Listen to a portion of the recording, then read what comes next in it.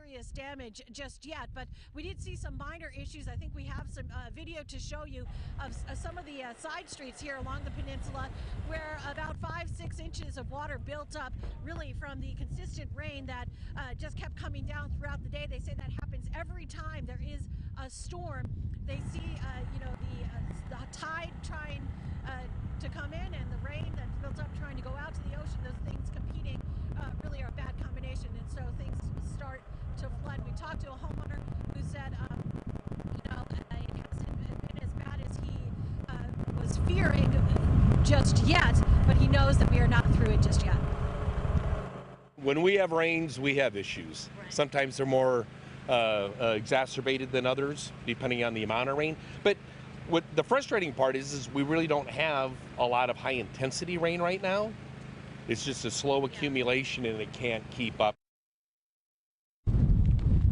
Yeah, I can't keep up with the rain, and also now the other concern is going to be this strong winds. We heard Mike talking about debris. I can imagine that there will be a lot of debris. I will tell you that just a little bit further down the beach here at Claremont Beach Lot, they are still furiously working, filling up sandbags, and residents have still been coming by, even as late as, the last time we were there about half an hour ago. Residents still coming by, picking up sandbags to fortify their homes and fortify the properties to make sure that, whatever follows this storm, sorry, I just got sand in my eye. Whatever follows this storm does not make their way into their property. We are live in Long Beach right now. I'll send it back to you. Lori, real quick before we let you go, we saw some off-roaders in Lauren Posen's story. Are you seeing any surfers out there? Unfortunately, we are. We did see that just about an hour and a half ago. A lot of surfers, not just a few, wanting to take advantage of that. Obviously, that is not a smart thing. We even saw some people just swimming, believe it or not, including what looked like some children. Really not a smart idea, obviously. There's no lifeguards, and the surf, let me show you, beyond this berm, the surf has really picked up. Well, of course, as we're doing this, it's now at a calm point, but just a few minutes ago it was really coming really quite aggressively. So, the water's not anywhere you want to be at this time, especially as this wind and rain keeps coming down. Yeah, we can see some of those white caps behind you there, and things change by the moment. Okay, thank you so much for that, Lori. More damage now to show you. Giant boulders falling onto the road. This is in Calexico, north of the border in Imperial County. Rock slides, big ones, and mudslides are a major concern in the mountains. And to Palm Springs and Riverside County, it's getting pounded by heavy rain. Roads and sidewalks are flooded, and several roads have been shut down because they're just underwater. And the city is now bracing for more rain runoff from the San Jacinto Mountains. President Biden also released this statement saying he has deployed FEMA to California. He also said this: I continue to be briefed on our preparedness efforts and the storm's potential impact, including flooding. My administration stands ready to provide additional assistance as requested. I urge people to take this storm seriously and listen to state and local officials.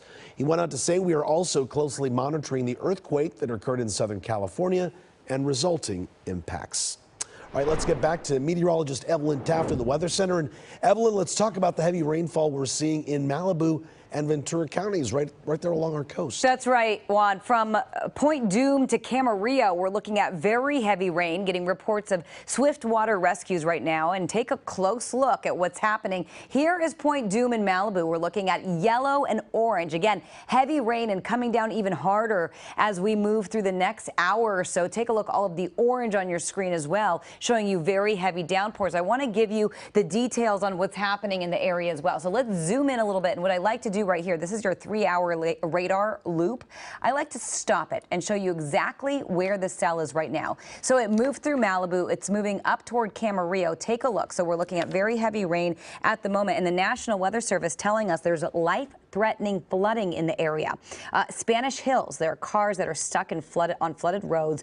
The fire department's currently conducting swift water rescues at the moment. So we're continuing to keep an eye on it at the moment. You will see right here that we are looking at very heavy rain in the area. So the National Weather Service tweeting out the information just a few moments ago. We are under flash flood warnings, and about 40 minutes ago, they initially let us know that there was dangerous flooding in the area between Point Dume, Point Mugu, Camarillo, Westlake Village, Somas, and Spanish Hills. And now, again, we are getting reports of the swift water rescue in Spanish Hills. Again, the fire department conducting water rescues in the area. So I do want to take a closer look at where this rain is right now. Camarillo into Thousand Oaks, and this cell, again, this is the concern because it's a lot of rain. It's moderate to heavy rain, and it's falling rather in one area for a long period of time. Everything is moving to the northeast. So again, flooding again from Camarillo, Spanish Hills area. Now it's going to continue on to the northeast, and it could continue to wreak havoc into Thousand Oaks in the next 14 minutes. Moore Park in the next 25 minutes, and Simi Valley in the next 33 minutes, and Fillmore the next 40 minutes. So we want to welcome you from the Chargers game right now. If you are switching gears right now, thank you for staying with us. We are tracking Hilary, and we are tracking the latest on Hilary. So just to reiterate, we were just telling everybody about this cell that's been coming through from Point Dume to Camarillo. Heavy rain right now, downpours, and we're getting reports that there are swift water rescues being conducted in Spanish Hills because of the rain you're seeing right here. We want to track the cell for you. That's what we're doing. This is the forecast cone, and it's showing you exactly where this rain is headed. Everything pushing to the northeast at the moment, moving from south to north. Okay, so you'll see Thousand Oaks in the next 14 minutes, expecting very heavy rain. Moore Park in the next 25 minutes, Simi Valley in the next 33 minutes, and Fillmore in the next 40 minutes in our mountain communities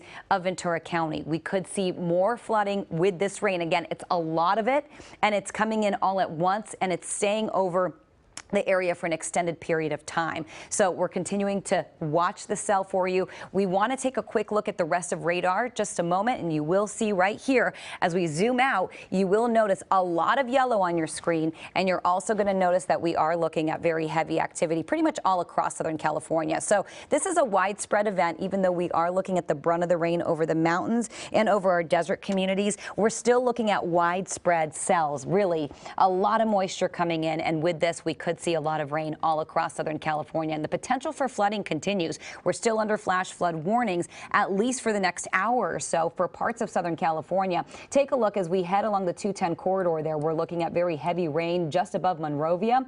Closer to Mount Wilson, we're looking at very heavy rain. And take a look at this particular cell just north of Claremont, again, just over the 210. We're looking at red. Red means thunderstorms. Red could also mean tornadic activity. That may not be the case in this instance, but we're not ruling that out. We did see a tornado warning get issued earlier today in San Diego County. As we head to the 215 right here, Arrowhead to Arrowhead Springs to Crestline to Lake Arrowhead, Running Springs, we're expecting the brunt of the rain to really fall in the mountains, and we could get 5 to 7 inches. We've already clocked 5 inches in parts of our mountains. We're going to continue to watch that for you. Now, Yucaipa, of course, an area of concern where we're getting a lot of rain at once. And take a look. We are looking at very heavy rain off the 38. So again, our mountains really experiencing the heaviest rain right now. You'll see that pattern as we cruise through our mountain communities all the way into the I-5 corridor there. We're expecting very heavy rain to continue to fall into Ojai, of course. Earlier today, experiencing that quake. Now experiencing very heavy rain, and a lot of this yellow moving into the Ojai Valley. And we could see a lot of rain really start to come in. Now, Ventura to Santa Paula, we're looking at a lot of yellow on your screen, and we're moving back to Malibu, Camarillo, Thousand Oaks, Agora Hills. Again, that's where we're looking at a lot of rain all at once and flooding in the area. And of course, we're going to keep our eyes on that swift water rescue that's been happening in Spanish Hills. The fire department out there right now. And again, this rain continues to come down. It could continue to affect the Ventura County mountains as well. I do want to take a look at one more cell just above the 210 there, closer to Sierra Madre and Arcadia. Take a look, Mount Wilson. We were just looking at you, but just in the last few moments, it got a lot hairier, a lot more yellow, a lot more orange on your screen, indicating very heavy downpours. So a lot of heavy rain across Southern California at the moment. You'll see that line just moving through with everybody else experiencing pretty much just widespread showers. We're going to continue to stay on this forecast cone. We'll continue to track these cells for you. I do want to track one more cell. It does look like we're getting some heavier rain over parts of Glendale along the 5 right there, and as you continue along the 210 into Acton. The high desert, of course, a concern. We're getting about a year's worth of rain in just 24 hours, and we could start to get some heavier rain move through the high desert in the next little bit. We're going to attempt that forecast cone one more time and see what we can expect in the next little bit. So take a closer look at what we're expecting right here, and bear with me because, again, we are live tracking the storm, and I want to show you exactly where and when we can expect to see the next batch of very heavy rain. Santa Clarita waiting for this next batch in the next 42 minutes or so. Again, it's an approximate time there, but it looks like in the next 26 minutes, San Fernando can get hit with some of these heavier showers and downpours, and really the potential for thunderstorms continue, and Panorama City in the next 18 minutes. The heaviest rain continues through 10 o'clock tonight. We could even see more heavy downpours through midnight, and then things could let up after that. And with that, I do want to check in with our Olga Ospina, and she's going to map it all out for you wind-wise and rain-wise. Olga. Yeah, Evelyn, we're talking about exactly the biggest concerns, the heavy rain and the strong gusty winds as well. So I'll show you the winds futurecast, show you what you can expect as we head into the coming hours. But even right now, some areas feeling the peak of the winds. We're seeing 50s out through the South Bay for places like Hawthorne, Laguna Beach, 35-mile-per-hour gusts out into Lakeland Village, 52-mile-per-hour gusts. And look at Big Bear City, nearly 70-mile-per-hour gusts. So these are very dangerous conditions. We could see down trees, down power lines. And as we head into late tonight, as we approach the 11 o'clock hour, still seeing some dangerously strong winds out through places like the San Bernardino County mountains. So the good news is winds do start to weaken as we head into the overnight hours and into early Monday. Here we are 3:15. We're looking at more of those moderate winds across those higher elevations. And then as we head into the morning hours, a lot of us waking up at this hour, heading out the door, we're looking at calmer conditions for most of us, although still for some areas through the Santa Clarita Valley and, of course, still some of the high deserts as well as mountains, looking at some moderate winds that do continue to weaken as we head into late morning and especially as we head into later in the afternoon. We've already seen some really strong gusts out there in the 60-70-mile-per-hour range. I also want to get to our rain and show you the futurecast, what we can expect as we head into the next several hours. We have had some very impressive numbers. Again, heavy downpours, and this has been going on all day. We'll continue to see some pockets of drier conditions. So 9:15 p.m., look at that. We're actually seeing some drier weather through parts of Orange County, even into parts of the LA Basin. Plenty of rain still at 9 o'clock for Ventura County, as well as parts of the San Bernardino County mountains into the Coachella Valley.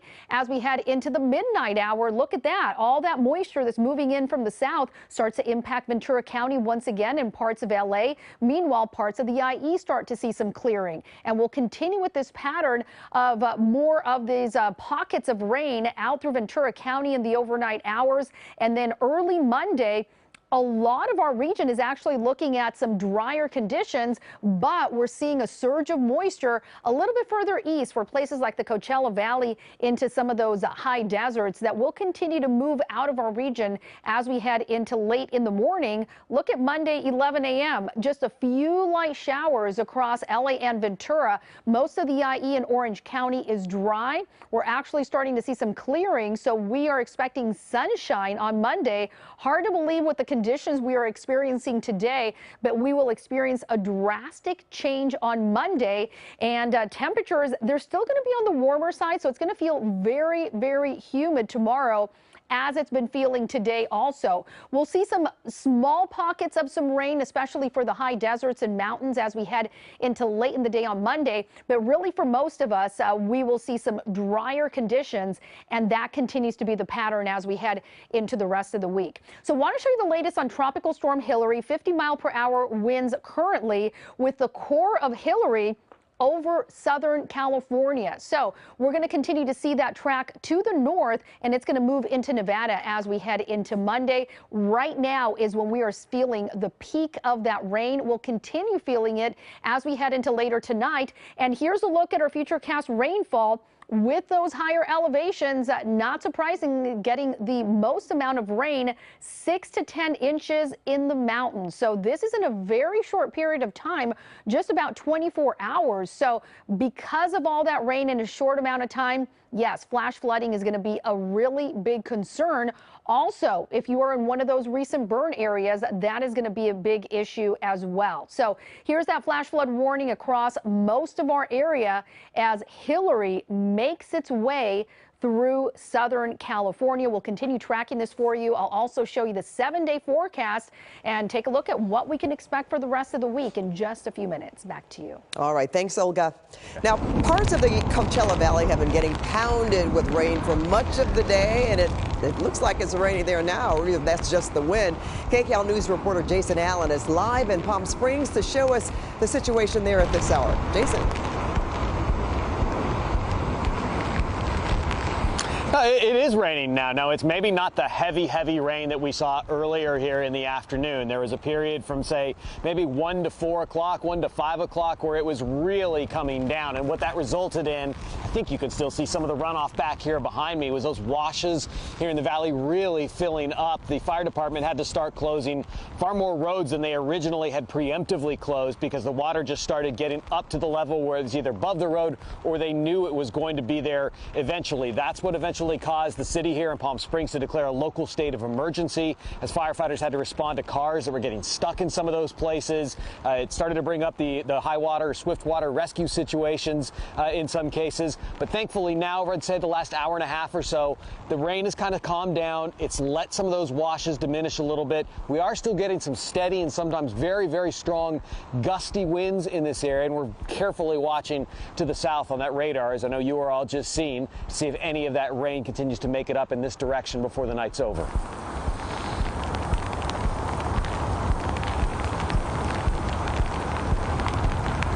And earlier this afternoon in Palm Springs, in the downtown area and around. So that must be helpful, obviously, to the to all of the emergency service folks there too.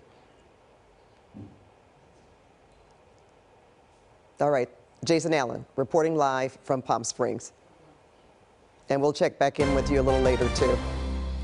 But to the earthquake, folks, the magnitude 5.1 earthquake centered in the Ojai area, causing damage at some stores and restaurants across the area. As you could see there, folks are scrambling to get out of that restaurant.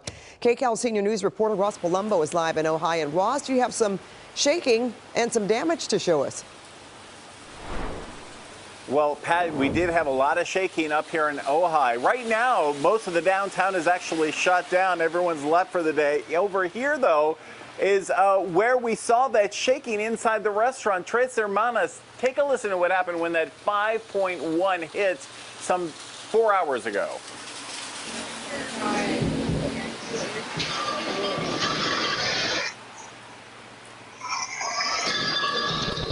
Some dramatic moments here, all caught on security video, as everyone inside here, including some children, were trying to get out. Of course, the best thing to do during an earthquake is to drop and take cover over something like a table, but these people were clearly rattled. They were trying to get 2 children, in fact, out of seats and had a little bit of difficulty. 2 bartenders actually helped them, one of them telling me just a little while ago that this is the worst earthquake she's ever felt in California.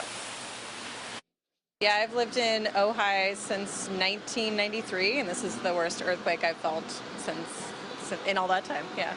It has to be hard, right? We're all anticipating Hilary coming up here, and now this happens. I mean, some scary moments. Caught us off guard, to say the least. Yeah, for sure. Once the bottle started flying off the wall, it was a little like, oh, wow. And then the small quakes that have been happening after are a little unnerving, for sure. But 100%. Yeah. How are the customers, especially the customers with small children? They're having some trouble getting one of the children out, right? Yeah, it was, it happened so fast, and I think everyone just reacted with their gut, and it was really impressive to just see everyone help each other. And here in Ojai, this is not the only place where bottles were falling. Look at this. This is a wine boutique shop called Pointe-de-Chien. And around 3 o'clock, these bottles just came flying off their shelves. About 15 to 20% of their reserve stock. This is the expensive wine. These bottles, $300 to $400 a piece in all. They lost about 100 of them. We're talking $4,000 to $5,000. And the shaking also happening over here at this marketplace. This other video is coming from a store called Westridge up here. You may know if you've been to Ojai. They've got 2 locations. They're pretty big. Everything was falling off the shelves here. It was a sea of wine on the floor. It took them about 3 hours to clean all of it up. Back out here live, this restaurant that you saw the security video from, Tres Hermanas, it is closed tonight. They say they have had more than enough for one day. In fact, all of these, again, downtown here, have shut down for the night. And take a look at this. We want to update you on the remnants of Hilary as it starts to move towards the northwest up here. You know, the drainage here is flowing pretty freely. We've had mostly just a drizzle throughout the day, but they have had flash flood warnings up here now, and they are especially worried since they had the flooding up here in Ojai. Pat, you'll remember during the winter in January, so they're very sensitive. People are going home and preparing for this because the worst of Hilary still hasn't arrived here. We will stay here and let you know what happens. For now, though, it's the very latest live in Ojai. Back to you.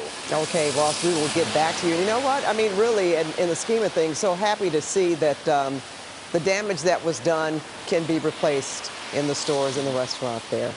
That's always the best outcome you want to have. All right, Ross, see you in a bit. Oh, absolutely. All right, now back to the storm. Our team coverage of Hilary continues with KCAL News reporter Joy Benedict. She is live in Santa Clarita at a road closure tonight. Hi, Joy. I can hear some of the trucks behind you.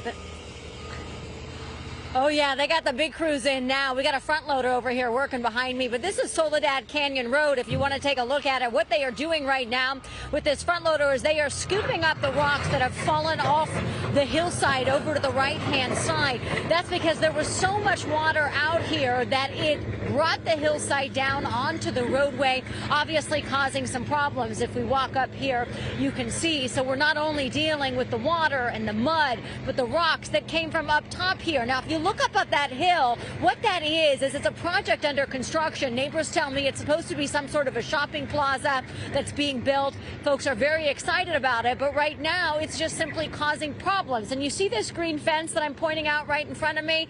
Well, remember that, because now I want to show you the video from up top. Take a look at this view from what's inside that fence, and you can see it is a pool of water, rainwater that has washed down here just in these last few hours because of this storm. So because there was so much water, it has washed away the fencing and then the sandbags and everything else on that wall and created the problem here on the roadway. Now, neighbors living in an apartment complex, a condo community over here, they are concerned about this hillside coming down, not only causing problems on the road, but then possibly getting water into their homes. But they say they are hopeful that this will all stop, and soon. The rocks were going on Soledad, and people were just passing by it, and their cars were getting hit by the rocks. There's nothing you can stop the water. So we just wait a couple of days, and I hope nothing, gets serious. Are you worried about all this? Actually, yes. We never expect this water like crazy, but it's 2 days, so we deal with it. And that's what they're hoping. They're just dealing with it and hoping that more of this hillside doesn't come back down. Back out here live, you can see we have several crews out here working right now at this hour. They were attempting to sandbag earlier, but that was just not enough. When you have this much rainfall in a short amount of time, there isn't much you can do except try and mitigate the damage and clean it up and make sure that it doesn't cause any further problems. The good news is the water continues to be running into the drainage and into the creek over there on the right-hand side. So right now they are making sure that that also stays clear. Otherwise, we're going to have the water start backing up as well. And then that can cause even more flooding, which then is, of course, yet a different problem. So certainly a lot of activity going on here tonight. We've also been showing photos from where the roadway is washed away. Just so you know, this is the same construction project. That is over on the other side of it. We sort of stopped here first where the road was covered with the rocks, and I know we've also been showing images from that. So I just wanted to make sure you're aware this is the same project that we've been talking about all night long. I'll send it back to you guys. Okay, thanks so much, Joy. We hope things are stabilized out there, but we'll be back to you momentarily and throughout the evening. There are dangerous conditions to report in Oak Glen tonight, so let's get to KCAL News reporter Jasmine Veal. And Jazz, what happened out there? Well, we had another mud flow right across Oak Glen Road. So I'm here in Upper Yucaipa in the evacuation order zone, right where they have the road blocked off. And you see all the emergency crews behind me, firefighters, Yucaipa police, heavy equipment trying to clear the mud that came across Oak Glen Road here about a half mile up. They said that there are boulders the size of pickup trucks that have rolled across the roadway there. We couldn't get any further because they are just concerned about even more of that debris coming down. And this is why they put that evacuation order in place. There was a mom that just came here very worried about her son who took his dad's pickup truck, and now he's stuck on the other side of this mud flow, all these boulders. So she was trying to get to him, and he's freaked out being trapped on the other side. I want to show you an example of the creek. This is Oak Glen Creek that has breached Pendleton Drive. This is just a little side street into a neighborhood, but down there you can see Oak Glen Creek that's swelled, and it is flowing across the road. So if it's dark and drivers are not aware, you don't want to drive through that, as you know, they're worried about people getting swept away. It is moving very, very swiftly. The evacuation order went in place. It was upgraded Saturday to this order in the Oak Glen area, Forest Falls, northeast Yucaipa. That's why they put this in place, as this rain just continues to fall. I think we have some video now of that mud flow. And again, I'm told by a sergeant here with Yucaipa that there are boulders the size of pickup trucks that have rolled across Oak Glen. So they're going to be working to clear this up and clean this up through the night as this rain will continue. And that video is just one example of what they are concerned about happening in the burn scar, because this was from the El Dorado fire burn that burned in 2020, and now all that mud and debris coming off of the hillsides. I'll send it back to you. And we understand certainly this morning that they were one of the first areas to be called to evacuate. So really hate to see that happen, but also very thankful that the first responders and all the emergency crews are out there dealing with this situation now as the nighttime approaches. And we know that there's still more rain to come from this tropical storm, so hopefully they will get a handle on it. And as you mentioned, though, Jazz, is that road closed where you show the water going over? That creek? Yes, they also have Pendleton Drive shut down. There are a lot of barricades, and they're not letting, like that mom, they turned her right around and told her to leave and that her son is safe as long as he stays put and doesn't try to cross Oak Glen. So yeah, they have Pendleton Drive shut off, Pat, and they also, like I said, just a few feet away, they have the other side here closed off, not letting residents through, just the media and of course these emergency crews that you see behind me. Okay, well, we'll let them continue their work, and Jazz will be getting back to you very shortly. Thanks so much.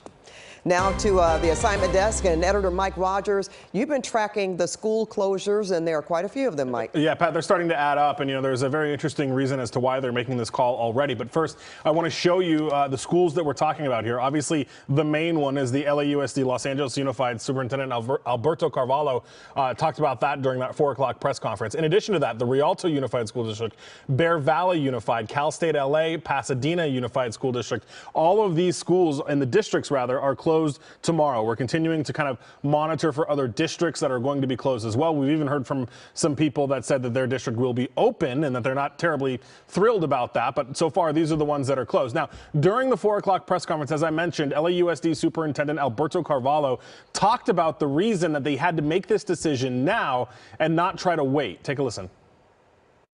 The peak of this storm will take place in the middle of the night, depriving us of our ability to inspect schools or determine access to schools to be safe. As early as 5:30, 6 a.m., we have students usually walking to school. Without the ability to inspect schools or the access to schools, we cannot determine if there are power lines down or tree limbs down, potentially bringing injury or worse to our students or workforce. So tomorrow there will be no schools active across Los Angeles Unified, all before and after programming inclusive of athletic activities, as well as third-party entities that hold activities within our schools. Everything will be shut down. Yeah, now, Pat, like I said, we're continuing to monitor additional school closures that might happen. But, you know, he's talking about those downed branches, power lines, things like that. And that is starting to happen. We're starting to hear about more and more reports of downed trees. There was even a car that hit a tree earlier that caused some issues. So it's like things like that will be impactful to schools or the commute to school in the morning and just not worth the safety risks that come with it, Pat. And you know what, Mike, I was hearing earlier about the possibility of this happening and how it would impact parents, but at the same time, we're not exactly sure if their businesses, if they're working, will be open tomorrow or not. I'm not trying to, you know, sound an alarm out here, but probably want to check. You know, they'll probably, if they don't have child care, to make sure that you know they won't be able to come in because they have to be at home with their children, and that's certainly a possibility in terms of people that are working in offices or what have you tomorrow. Yeah, and you know, we've heard from LAUSD before. I mean, they obviously are aware that this will create childcare issues for parents tomorrow. So for them to take the step and say, look, we understand it's going to inconvenience you. We understand you may have to stay home from work also. We just don't think the risk, we do think the risk is so high that we don't want to put you or your children in that situation. So, you know, he's talked about before, it's not lost on them that this is going to cause a childcare issue, but you know, sometimes they can't take that risk. And for people that take part in the free lunch program, if I'm not mistaken, I believe I heard the superintendent earlier say those distribution centers will be open tomorrow. Yeah, correct? I believe that's what he said as well. Yes, Pat. And he did mention that the before and after school programs, those will not operate. But, you know, the school district has, you know, through the whole COVID pandemic, every time we go through some sort of these issues, one thing that they are always very good at is making sure that kids who depend on food at school can still get that food. Okay, that's for any family out there that needs to have that information. Yep. Okay, Mike, stay with me because we're going to take a look live tonight at the raging LA River in Studio City. A little difficult to see now because of the darkness of night, but you know, my goodness, Mike, you can still see that water is raging, and this is just right outside our windows, folks, in Studio City. Makes it even more dangerous because we were talking about earlier how some of the unhoused live near the riverbank. We watch where even animals could get stuck in something like this. We certainly don't want to see any kind of life. Yeah, and you know what's interesting, Pat, and I know it's dark out there, but where the LA River, for people who don't know, this is right outside our studios, the way the LA River hits us right here is there's two confluences that kind of come together. And so if you look in the middle, you can almost see kind of that white wave. Cap, right, that wave. And I mean, you've been here longer than I have. I don't know that I've seen that kind of activity, like that movement in the river from our river camera, and it looks really high too. It really does. I mean, we've had flooding, and that river has swollen before in Studio City, but haven't seen anything like that. Yeah, so that looks pretty high from what it usually is. Even in a rainstorm, this looks high. Exactly. Yeah. That's what we're seeing in a lot of different spots, you know.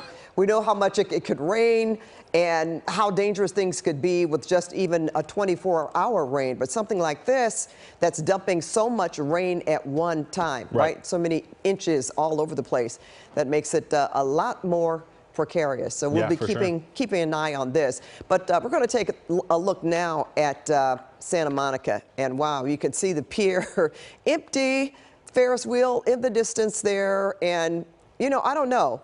Is it just me? Does that water look kind of calm right now? From what I'm looking at. But this... It looks like the camera's just kind of soaked. Maybe that's what it is, but maybe I can't see that well. Yeah. But we're looking at the Santa Monica Pier, and again, that would normally be a site where there would be a lot of people. And in fact, I'm going to be a little surprised, Mike, that there's not one person out there being a looky-loo. But from what we can see, there's nobody on the pier, and maybe they made sure that no one was on the pier. In terms of law enforcement, we know they've been all over the place, closing down structures and activities when they have to, but this is quite the sight here. It is, and you know, Pat, the Pacific Park said that they were going to close. That's the Ferris wheel, the amusement area. So they said that was going to close, and I'm trying to recall. Look, it looks like our friends in TOC focused the camera for us a little bit better. Yeah, it's empty. I mean, I think there's maybe one person in the pier there, but it is very possible that Santa Monica police kind of closed the pier at the beginning, because if we get high surf, you know, things like that could also be dangerous for the pier. Yeah, that could be a problem. When you were talking about different amusement areas, we know all the amusement parks closed down, but Disneyland, that should be open for another hour. Okay, happiest place on earth. All right, but I digress. All right, right now looking at that's pretty calming shot there though as we pan across the Pacific Ocean there in Santa Monica. But we're going to switch gears and go back to Long Beach, where our KCAL News reporter Lori Perez is standing by. And Lori, when we last saw you, I mean, the winds had picked up, and you said they were actually trying to reinforce those sand berms, getting concerned about high surf coming over the sand and possibly flooding homes. Go ahead. Yeah, that work continues, and I think that those worries are increasing as night is falling, and some of the conditions of this storm seem to be intensifying. You know, even in just the last 20 minutes or so, we did run into residents here who are still continuing to prepare. You might be able to see right here, we found them scooping up some sand and just filling up some more sandbags so that they can fortify this house right behind me. And the issue, the problem, the risk, of course, is their proximity to the ocean. Just beyond that berm is the water, and they say every time there is a storm, historically, the high surf comes onto the beach and over here, and has in years past really flooded the homes along this beach. That's why the city has been working so diligently to build this berm, which we can see go on as far as the eye can see. In fact, if you look way down the beach, you might be able to see the lights of some of the crews still working to build those berms further down the beach. Locals tell us it didn't used to be like this. The berm only extended to a certain point.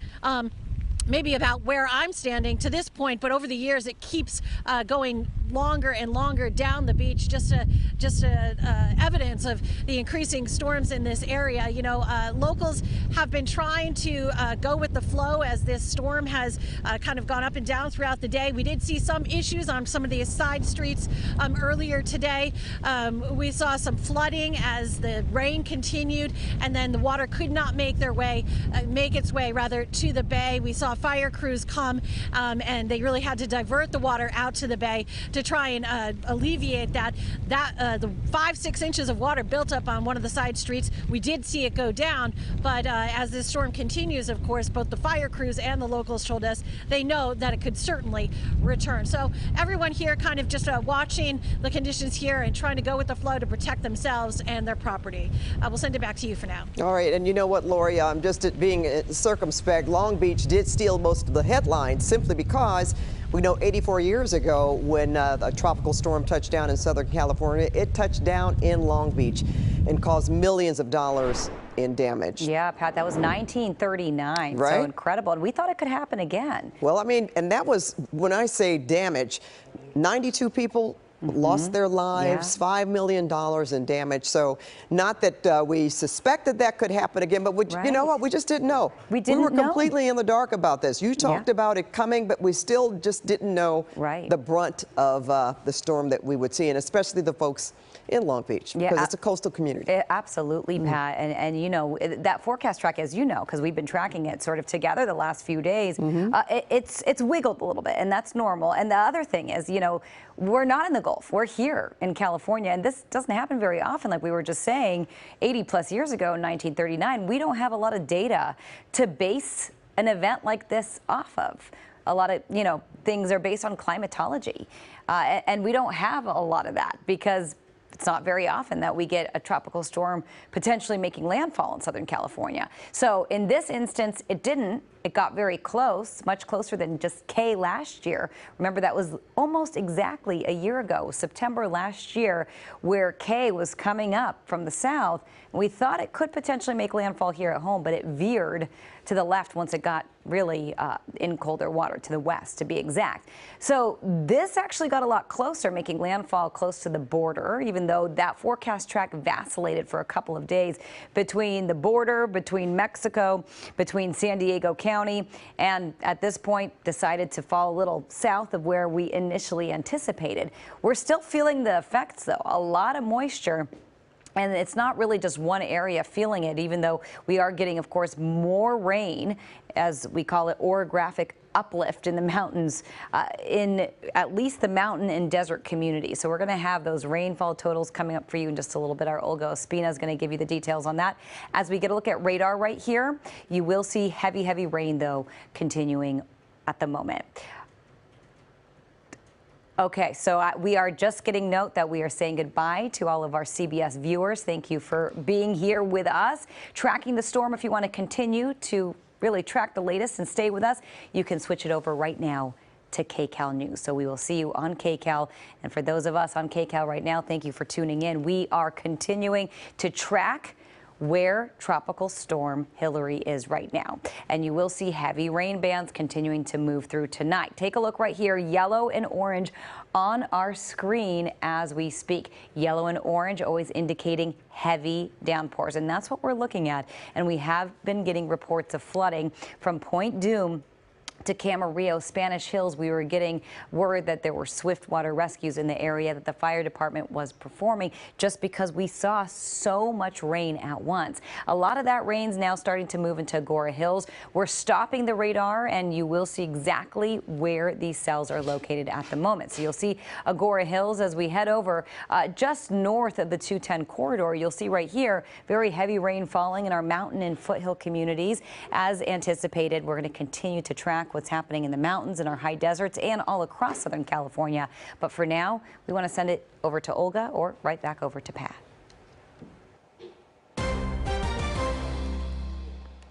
All right, now at 8 o'clock, we are tracking Tropical Storm Hilary, taking a live look at the radar where we are seeing heavy cells dumping rain over a wide area of Southern California right now. And Pat, the rains are flooding roads. This one collapsed in Sand Canyon in Santa Clarita this afternoon.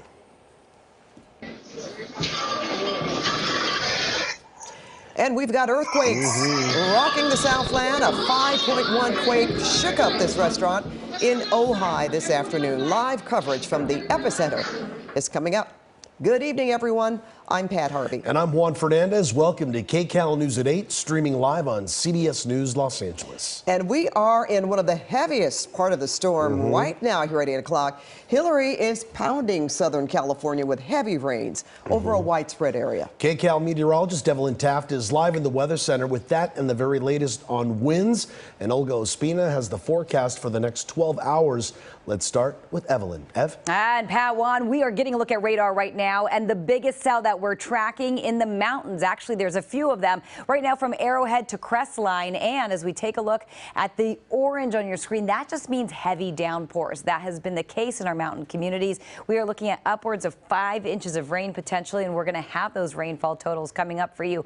I do want to show you what's happening right now on radar, and I do want to check in with our watches and warnings. We've got flash flood warnings up across most of Southern California through 11:30 p.m. Some now extended through 3 a.m. So the potential for flash flooding stays with us well into the overnight hours. And really, we're expecting to see very heavy rain continue to come in at least through 10 p.m.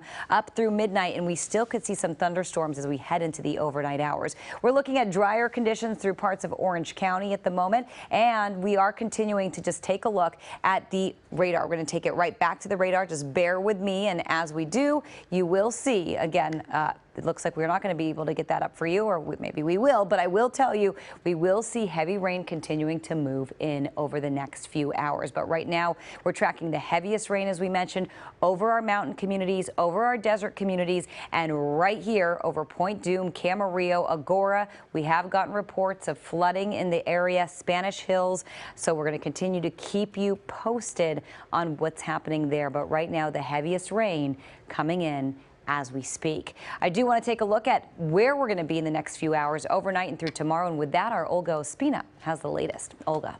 Hey, Evelyn, and yes, I'm tracking the rain totals that we have so far.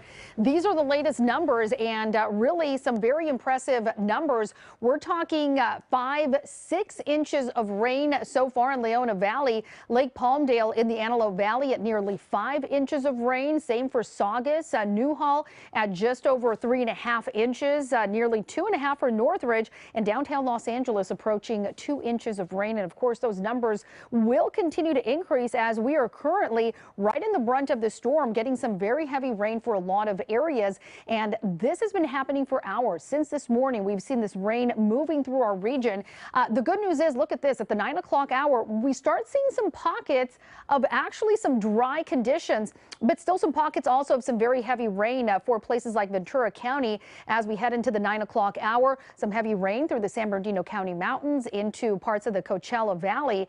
As we head into the overnight hours or late tonight, still 11 o'clock, you can see that surge of moisture just offshore moving into Ventura County up into Frazier Park, and then heavy rain impacting Ventura into parts of LA out through the San Gabriel Valley. And for the 5 a.m. hour, a lot of us are seeing some drier conditions. However, if you are a little bit further in the eastern portion of our region, out through the Coachella Valley, impacting some of those deserts, that's where we're going to see the bulk of the rain again early tomorrow morning. As we head into the 8 o'clock hour, we continue to dry out. That rain continues to push to the north. And then by late morning, a lot of us are actually seeing some drier conditions, just a little bit of light rain out through parts of Ventura County. And as we head into still the afternoon hours, look at that. We start seeing some clearing for some areas. We will get some sunshine continuing to clear as we head through the day, and just a few spots with some lingering moisture, especially up to our north for some of our mountains and deserts as we head into the 7 o'clock hour on Monday. But here's the latest on Tropical Storm Hilary. It continues to push to the north. Again, Hilary currently over Southern California. Right now is when we are feeling the brunt of it. It's going to continue to push to the north up into Nevada. And rainfall totals, when everything is said and done, mountains will be getting some really dangerous amounts, 6 to 10 inches, and all of this in just a period of about 36 hours. So we're talking some dangerous conditions, flash flooding, a possibility through those areas. And for some other areas, 3, 4, 5 inches of rain. So this is a lot of rain. We have a tropical storm warning in place across most of our region. And of course, the winds, another big issue for some of the coasts and valleys, 30 to 50 miles per hour. If you are in the mountains, that's where we're seeing those strongest winds of 50 to 60 miles per hour. In fact, we've seen some gusts right around 70 miles per hour as well. And then those periods of very heavy rain with the danger of flooding. If you are in those recent burn scar areas, that's another place where we're looking at potentially some mud and debris flow, and of course a lot of that runoff as well. So here's a look at our radar. Again, widespread rain still across our region, but the rain decreases overnight as we head into Monday, and especially as we head into late morning and into the afternoon. We'll talk about that 7-day forecast as well in just a few minutes. Pat. All right, thank you so much, Olga. Now to this dangerous conditions in Oak Glen tonight. Oh yeah, Jasmine Veal is there, and we see all those emergency vehicles behind you, Jas. Yeah, we're right in the middle of it. I'm here in the upper Yucaipa area, Oak Glen Road. You see this large response. And also, I want to point out the wind that has just been whipping this wind around as it has intensified in just the last 15 minutes. So CAL FIRE pulled up. You have bulldozers, all this heavy equipment, including Yucaipa police, because about a half mile up Oak Glen, there is a debris flow and mud that came right across the road. I'm told boulders the size of pickup trucks are blocking the road here. And this is what they were afraid of. This is why we are in that evacuation order zone. Residents told to get out ahead of this storm because they were afraid of something like this happening. The video that we'll show you in a little bit, but I mean, you can just see this muddy river of water. And I can tell you, I'm standing next to Pendleton Drive. It leads into a neighborhood, and the creek here, Oak Glen Creek, has also breached that road. It is blocked off, so they're not letting people come in from either side. There was a mom who showed up here very worried about her son, who was in the dad's pickup truck. I guess he wanted to go for a ride, check out the storm, but he's now trapped on the other side. So she was trying to get him back home, but they told him to stay put. That is the safest thing anyone can do, and not try to travel down Oak Glen Road, because you see just how much rain is coming down, and they're still concerned about those debris flows off the burn scar from the El Dorado fire in 2020. So that is the situation out here. I'll send it back to you. All these crews, by the way, behind me, they're continuing to show up because they're trying to get things cleaned up as quickly as possible, but they're also dealing with, in this area, down trees and down power lines. Pat, Juan. All right, great work out there too on their part. You too, of course, Jas. Okay, we'll be back to you in a moment. We have this breaking news. LAUSD schools will be closed tomorrow. LAUSD Superintendent Alberto Carvalho made the announcement that students and parents and teachers were waiting for about classes tomorrow. That's right, Patty. It was part of LA Mayor Karen Bass's evening news update from the LA Emergency Operations Center.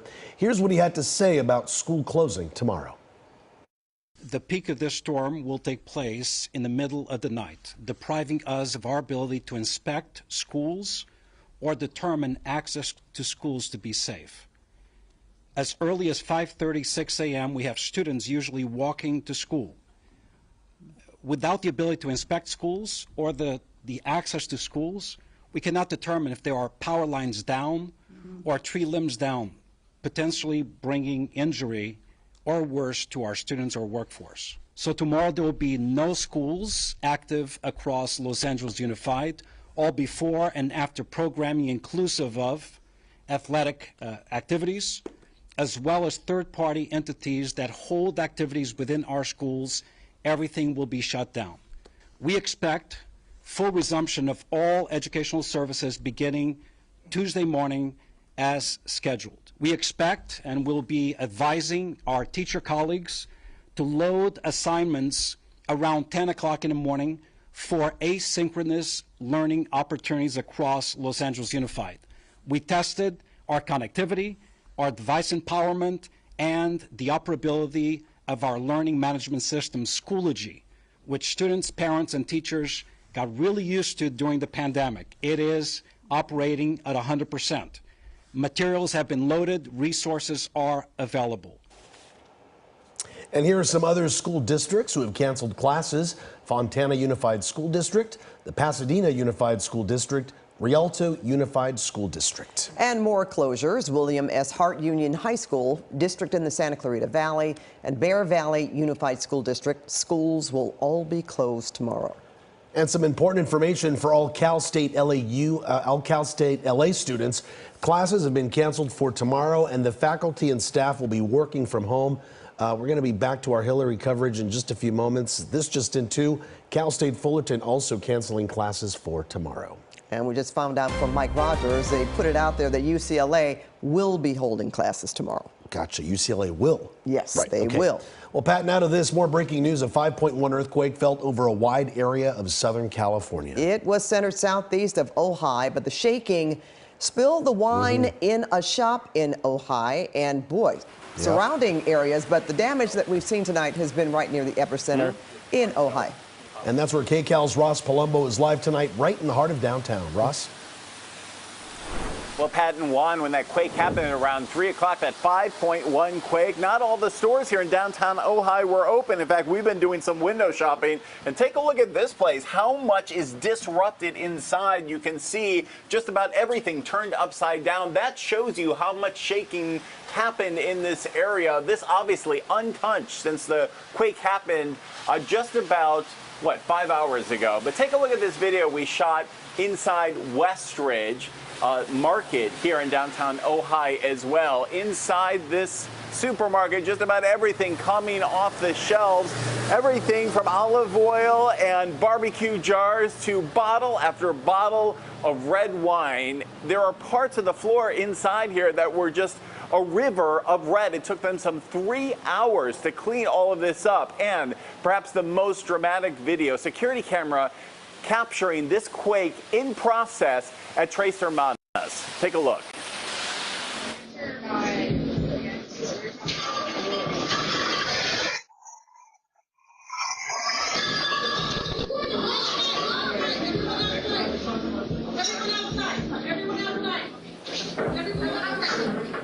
Well, there was a lot of confusion inside here, of course. They were trying to get out. They were actually trying to take 2 small children out of their seats and having a little difficulty. Some bartenders were trying to help them. Of course, when a quake happens, we know the best thing to do is actually drop down and take cover, perhaps underneath the table. But there was a lot of confusion here. In fact, one of the bartenders telling me she has lived in California most of her life, and this is the worst quake she has ever felt. Yeah, I've lived in Ojai since 1993, and this is the worst earthquake I've felt since in all that time, yeah. It has to be hard, right? We're all anticipating Hilary coming up here, and now this happens. I mean, some scary moments? Caught us off guard, to say the least. Yeah, for sure. Once the bottle started flying off the wall, it was a little like, oh, wow. And then the small quakes that have been happening after are a little unnerving, for sure. But 100%. Yeah. How are the customers, especially the customers with small children? They're having some trouble getting one of the children out, right? Yeah, it was, it happened so fast, and I think everyone just reacted with their gut, and it was really impressive to just see everyone help each other. And bottles were quickly falling all over the place. This is video from Pointe de Chêne. This is a wine boutique also here in downtown Ojai. And look at this, bottle after bottle, about 100 in all falling off. And this is the reserve collection, the most expensive bottles, between $300 and $400 a piece. Overall, they say they lost probably around $5,000. Let's come back out live here again to downtown Ojai. This is again another store where they have not been inside since the quake happened. None of this has been touched, and you can see just how much was rattled off the shelves. This is what the shop owners are going to be coming back to when they check out the scene tomorrow. You know, this area was hit pretty hard also with another natural disaster during winter. All the flooding they had from our winter rains causing mudslides in this area. So people have been taking a lot of precautions with the rain and the remnants of Hilary that are just now still coming down. There's not much flooding, there's not much water in the streets yet, but Juan and Pat, keep in mind that the worst from Hilary hasn't even gotten here. That's still a few hours away, but they are under a flood watch. We will stay out here and monitor the situation and give you the very latest live on Hilary. Pat and Juan, two things in one day. Right. A lot of drama here in Ojai. I'm just thinking about that store owner that, well, you're giving them a heads up that they had some damage there. Where you saw some of the bowls and ceramics on the floor. Well, at least they know what to expect if they're watching us. You know, and they... Yeah, and we hate to be the bearers of bad news, but hey, the good news in all of this is I was talking to the Ventura County Sheriff's Department, and they say they haven't had a single report yet of injury or a single report of major structural damage. So this area that has had so many problems since January, scary moments, shaky moments, but no major damage, thankfully, at least not yet. Yep. That's the silver lining. All right, thanks so much, Ross. And we have more on the quake now. KCAL News assignment editor Mike Rogers at the desk. Mike, you've been monitoring, I don't know, I last counted 22 aftershocks, but that was earlier today. That's early on. Yeah, and you know, Dr. Lucy Jones kind of held a press conference after the quake there and just talked about how long these aftershocks can go on. I mean, we even had a pre-shock, or a foreshock rather, yesterday, a much smaller one, a 2.5. But I want to come out to my computer here, and I'm just going to show you the area here. This is, every one of these orange dots is an aftershock, where you have the main event right here, a 5.1, and then all of these other dots are kind of the other ones. These red ones indicate that they were within the last hour, the orange ones saying that they were in today. But I just kind of want to show you here as well, just the intensity map, or the did you feel it map. Now, this is people that are able to report this, and obviously this green color is the stronger intensity. As you kind of fan out into the outer areas, it gets a lot smaller. But you know, I had our colleagues up in Bakersfield at KBAK. They told me they felt it up there. They even got the alert on their phone up and through Santa Barbara, Santa Maria, and then all the way down into Orange County as well. So this wasn't something that was, you know, light. As we come back out here to the desk, our meteorologist Paul Diano was here when that happened, and you know, we were kind of talking about the depth of the earthquake. The shallower it is, the more it can be felt, which certainly seemed to be the case in this one. And you know, Pat and Juan, Lucy Jones has talked about before, and we saw it with Ridgecrest. There is a small chance, it's not a zero chance, but a small chance that the 5.1 was a precursor to a larger quake. If you remember, I think it was 2018, 2019 when we had those Ridgecrest quakes. That's what happened. July 4th, we had like a 6.0 or a 6.1, and then the next day it was a 6.2. So hopefully that doesn't happen. There's a small chance, but there is a chance, and it's not like we haven't seen it before.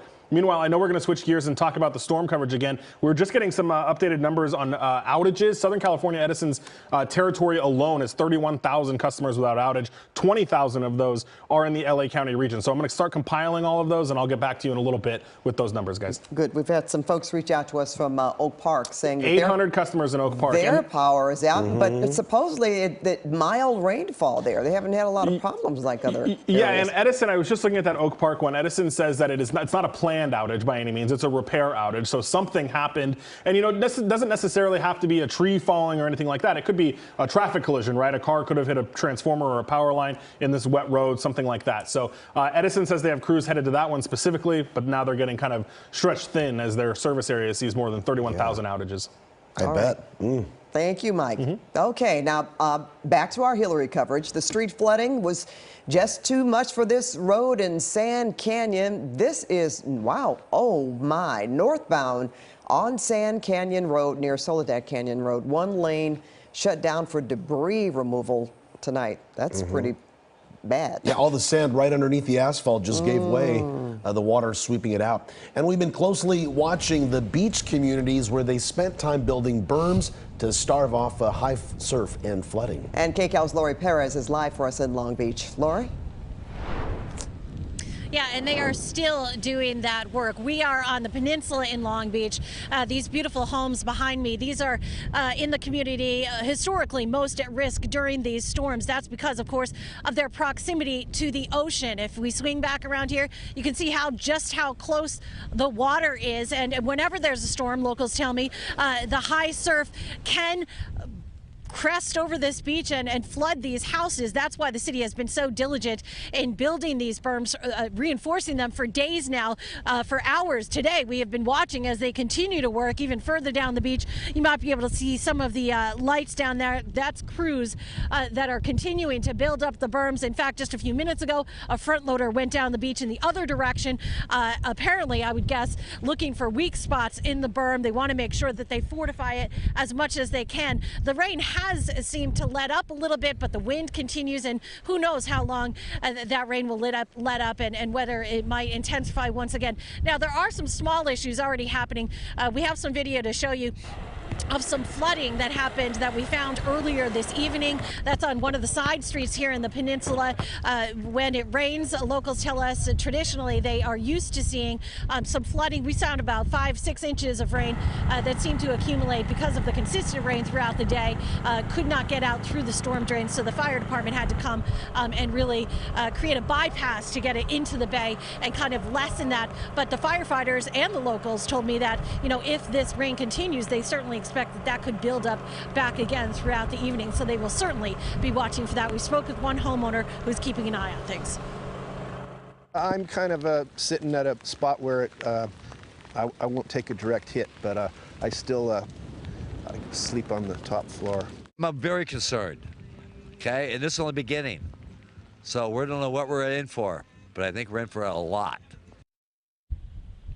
Yeah, two homeowners that we spoke to there. But as you can imagine, people are just trying to go with the flow. They certainly have been preaching preparedness here in Long Beach. The city has been putting out the word, asking people to please come and get those free sandbags, which are still available. We've been watching as residents, even in the last hour, we're coming by and getting sandbags to bring back to their properties to try and protect them from whatever comes from this storm and what follows traditionally storms, you know, some flooding and such as they have seen many times here in Long Beach. Praying tonight that that does not occur once again. For now, we'll send it back to you guys. We're all being very hopeful. All right, Lori, thank you. Now let's go to the Cajon Pass to check road conditions. And KCAL's Lauren Posen is there live. Lauren, the rain's been coming down like pellets, right?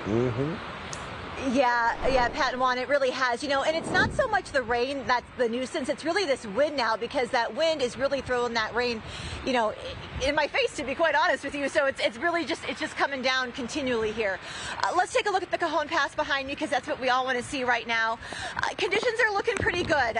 You know, in my opinion, I've seen some drivers go way too fast, but right now, as we're looking at the southbound there, the truck drivers, as you can see, they're going slow. They got their flashers on, warning people behind them to take it slow, because there's a lot of water on these roads and the roads are very slick. There's also some ponding on some stretches. So again, people putting their flashers on, warning everybody to take it slow.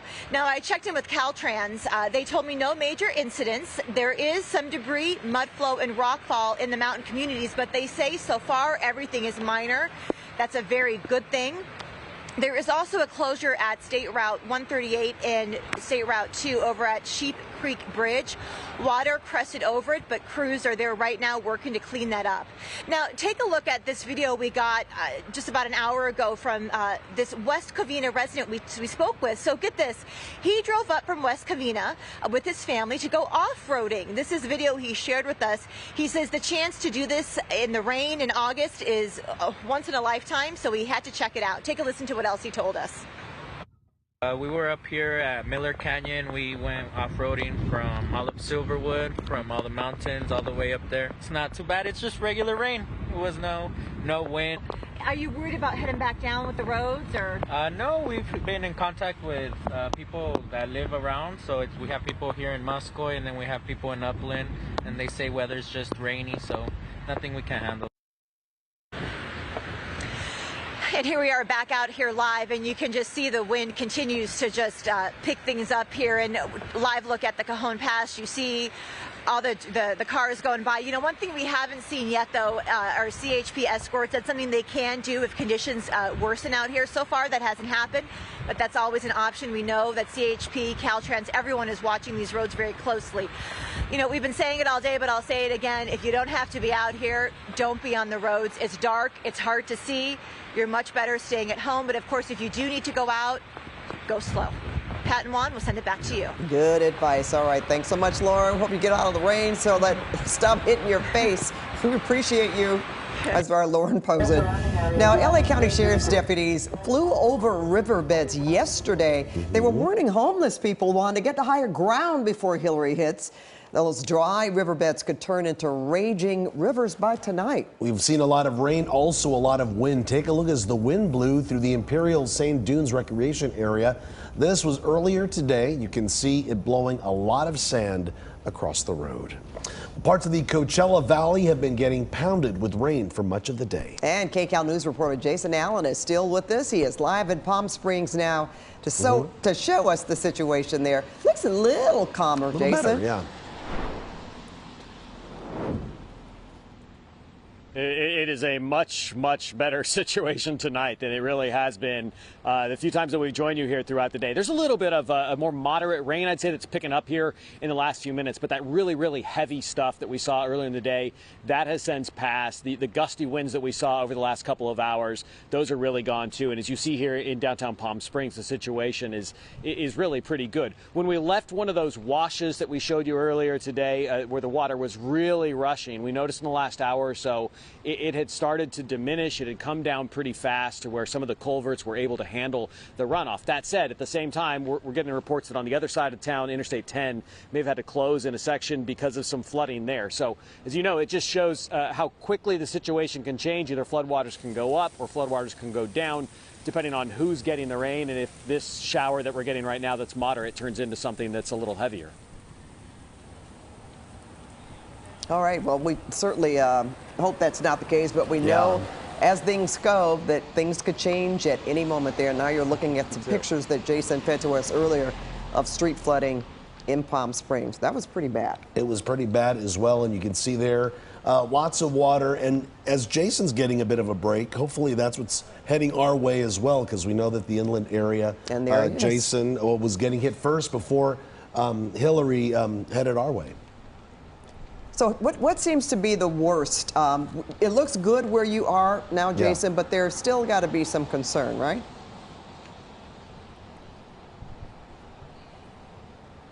Yeah, there are, we expect, and I think that some of that we're going to maybe have to determine either in the later evening hours tonight or maybe even not until tomorrow morning. We are seeing some reports of some communities down to the south that may have experienced some significant flooding. We know that some of these areas that are right up into the foothills that are in those runoff areas, there's a possibility some of them may have received some flooding. The areas we've been around here too, there's several roads that have been closed around the city all day. They're really going to have to wait for the water to go down in those spots before they determine if the roads are even passable. That's a big reason why a lot of the schools at Patton Water are still closed for tomorrow until they know if it's safe to even get kids and buses back on the roads. Yeah, that's good to know, because we already know LAUSD is canceled. Right.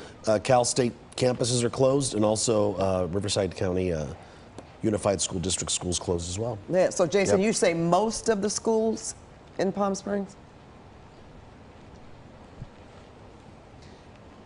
Well, I believe the whole Palm Springs Unified School District is closed. Okay. There's a second one that's escaping my memory, but yeah, I know all the Palm Springs kids are closed tomorrow. Yeah, that makes sense. Our superintendent here in LA, he said that bus drivers get out at 4 in the morning to start their routes and check their buses, and it just doesn't make sense with these conditions. Yeah, in the darkness. Okay, Jason, thanks, and we'll be back to you throughout the evening. So thanks for being with us tonight, giving us the perspective to the south of us. Okay. Of course. Well, so meanwhile, at Ontario Airport, Southwest Airlines has suspended all flights tonight through 10:30 tomorrow morning. Frontier Airlines suspended all flights tonight and tomorrow as well.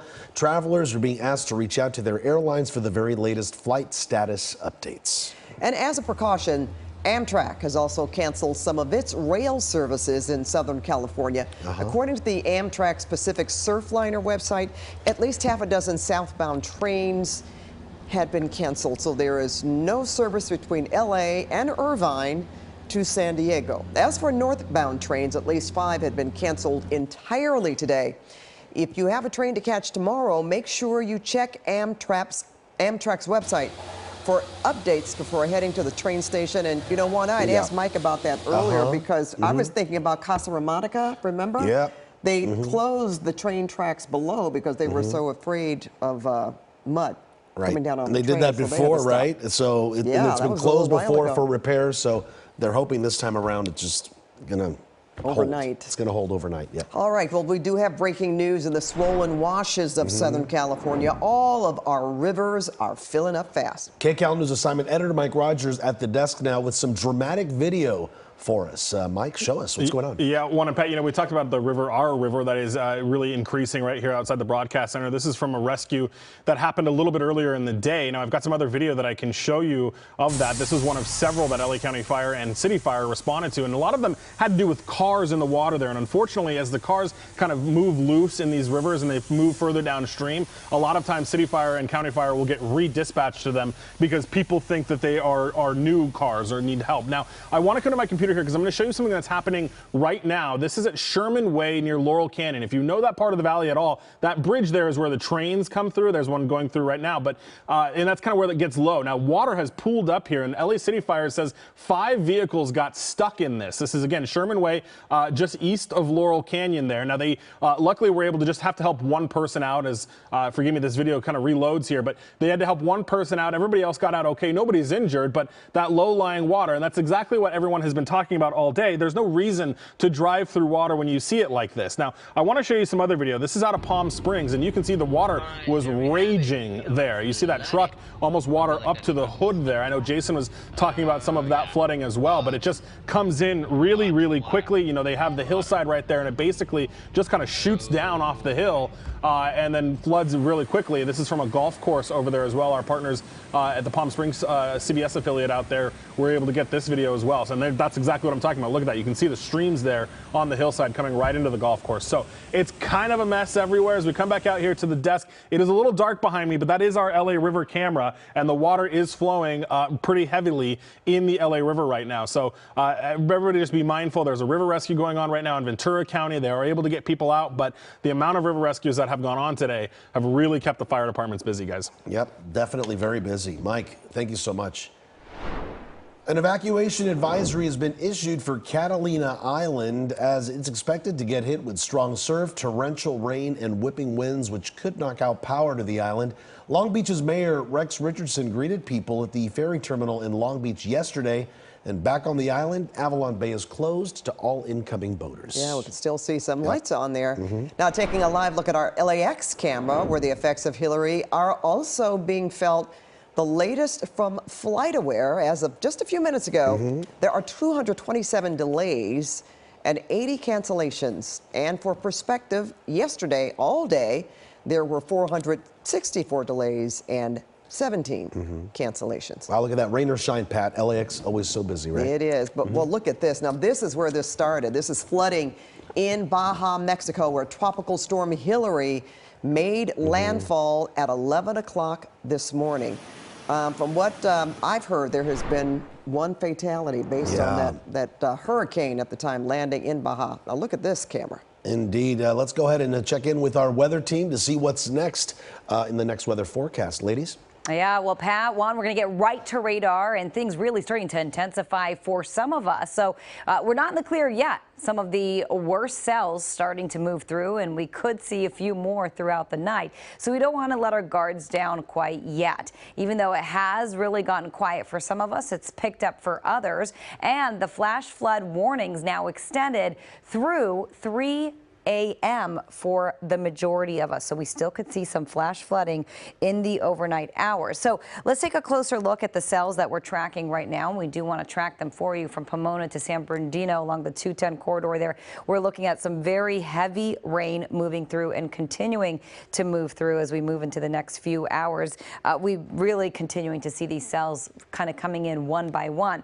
Now, this particular one affecting the 215, the 15, the 210 corridor right there, Pomona as well. Now, a closer look at what's happening in the San Fernando Valley. San Fernando itself right there looking at very heavy downpours. The yellow showing you just that. Simi Valley, as anticipated, getting some heavier rain through Moore Park, Fillmore, Thousand Oaks. That was that big cell we were tracking over Camarillo a little earlier. Well, now that's continued to move to the northeast. Now, a closer look at San Fernando. You'll see as you ride along the 5, we're looking at some very heavy downpours, and along the 210 corridor as we make our way into the IE, actually, from Rancho Cucamonga to Fontana to San Bernardino. We're looking at extremely heavy rain staying with us. Now, we've got flood watches, flash flood warnings, tropical storm warnings, and I will tell you these have now been extended through the 3 a.m. hour. So a little more on what we're expecting over the next few hours, the watches and warnings, and your future cast. We've got Olga Ospina here to give us the latest. Olga. Yeah, and you know, we continue, Evelyn, with the brunt of the storm right now, still into late tonight. Moderate to heavy rain, and some of the areas mostly impacted the mountains, expecting 6 to 10 inches once this storm has completely moved through. So flash flooding is one of the big dangers. Also, if you are in any of the recent burn areas, that's going to be another spot where there is the danger of some mud and debris flow, and also strong winds impacting us. Really, they've been through the day and still into tonight. So here's a look at the rain totals so far. This is as of 8 p.m. The updated numbers: Leona Valley at over 6.5 inches. Saugus at nearly 6 inches of rain so far. As we head into the Antelope Valley, Lake Palmdale at 5.5 inches. We're at nearly 5 inches of rain for Newhall, Leo Carrillo Beach and Malibu at nearly 4 inches of rain, and Beverly Hills at over 3 inches. So all of us being impacted. It is not just the higher elevations, but even all the way down to the coastline. We are seeing a lot of rain, and it is coming down fast. We have seen some very impressive rainfall rates at about ½ inch, an inch, even nearly 2 inches per hour. So once we get that rain coming down so fast, it really creates a bigger danger to get that flooding. The good news is, as we head into the next few hours, things are going to start drying out just a bit for some areas. We start to see the rain not being quite as widespread as we've been seeing. So we start to get a bit of a break for even some of those high deserts, especially out through Orange County at the 10 o'clock hour. And as we put this into motion by midnight, we start to see a lot more through Ventura County and into LA, as well as through Frazier Park. If you travel through the I-5, parts of the Antelope Valley, still plenty of rain out through the Inland Empire, especially through the mountain areas. And then look at this, where you see yellows, oranges, reds, very heavy rain for Ventura County in the overnight hours and through the San Gabriel Valley. And then improving, at least for the area west of our region, we're looking at just a few showers isolated, those heavy pockets a little bit more isolated, but a lot of wet weather moving through the Coachella Valley and up into some of our deserts. We'll continue to see that move to the north, and then things start to decrease as well through parts of Ventura and LA. And by late morning, most of us are looking at dry conditions, still some cloud cover lingering, but by the afternoon, we're actually seeing some breaks in the clouds as well. So it's not just going to be dry. We are potentially going to see some sunshine as well, and just a few isolated pockets of some heavy rain out through some of those high deserts, mostly those higher elevations by late in the day. But for most of us, afternoon and evening is going to be on the drier side, and we will see some clear skies as well. So let's talk about winds. That is another big story. We have some very strong gusty winds across our region that will continue to impact us through tonight. And then by Monday into Tuesday, things really start to calm down. So winds really not being an issue. But want to show you what is happening with Hilary. It continues to push to the north, and right now the core of Hilary over Southern California. That's why we've been getting so much rain almost nonstop, but it's going to continue to trek to the north, so Nevada is going to be impacted heavily as well. Flash flood warnings, that's in effect across much of the higher elevation across LA, Ventura, into the Inland Empire, the Coachella Valley. We've seen several inches of rain and still several more inches expected. We have flood watches in effect as well, and not just here in Southern California, but for much of the West being impacted, and the tropical storm warning as well for that flooding, and of course those really strong gusty winds, particularly in the mountains. So we'll take a look at what is next in your forecast for the rest of the week. We'll take a look at the 7-day forecast in just a few minutes. Back to you guys. All right. Thank you, Olga. Well, we know we had a lot of things happening today, a lot of press conferences. This was one this afternoon. Governor Gavin Newsom is in L.A. tonight after he signed the emergency declaration order for the state of California in San Diego yesterday. And he also spoke at Mayor Karen Bass's briefing from the Emergency Operations Center here in Los Angeles. And he was in the storm where he witnessed crashes in San Bernardino County. I drove over here and watched 3 accidents on the freeway. Quite literally, one in front of us by about 30 yards, a pickup truck. Be safe. If you don't have an essential reason to be out there, don't. And, you know, if you're passing the CHP, which I was with, maybe you want to slow down. These are certainly interesting times. That was punctuated by a call just an hour or so ago from Nevada. The president, unsurprisingly, checking in, comparing and contrasting the work we're doing here and the support. I want you to know how grateful the president is, and I am, for this local support you're providing the people of Hawaii and Maui, and the 100+ personnel that we've sent over to Maui as well, complementing this extraordinary mutual aid system that is just best in class, does not exist at this scale anywhere else in the country. And I would argue around the globe, and I don't say that lightly because people travel around the world to learn about this system of mutual aid. 7,500 people the state has pre-deployed. 3,904 CHP, over 2,000 Caltran officials. We just brought down last few hours some of our engineers from Northern California, Southern California, that will do inspections around bridges so that we can more quickly open up and recover.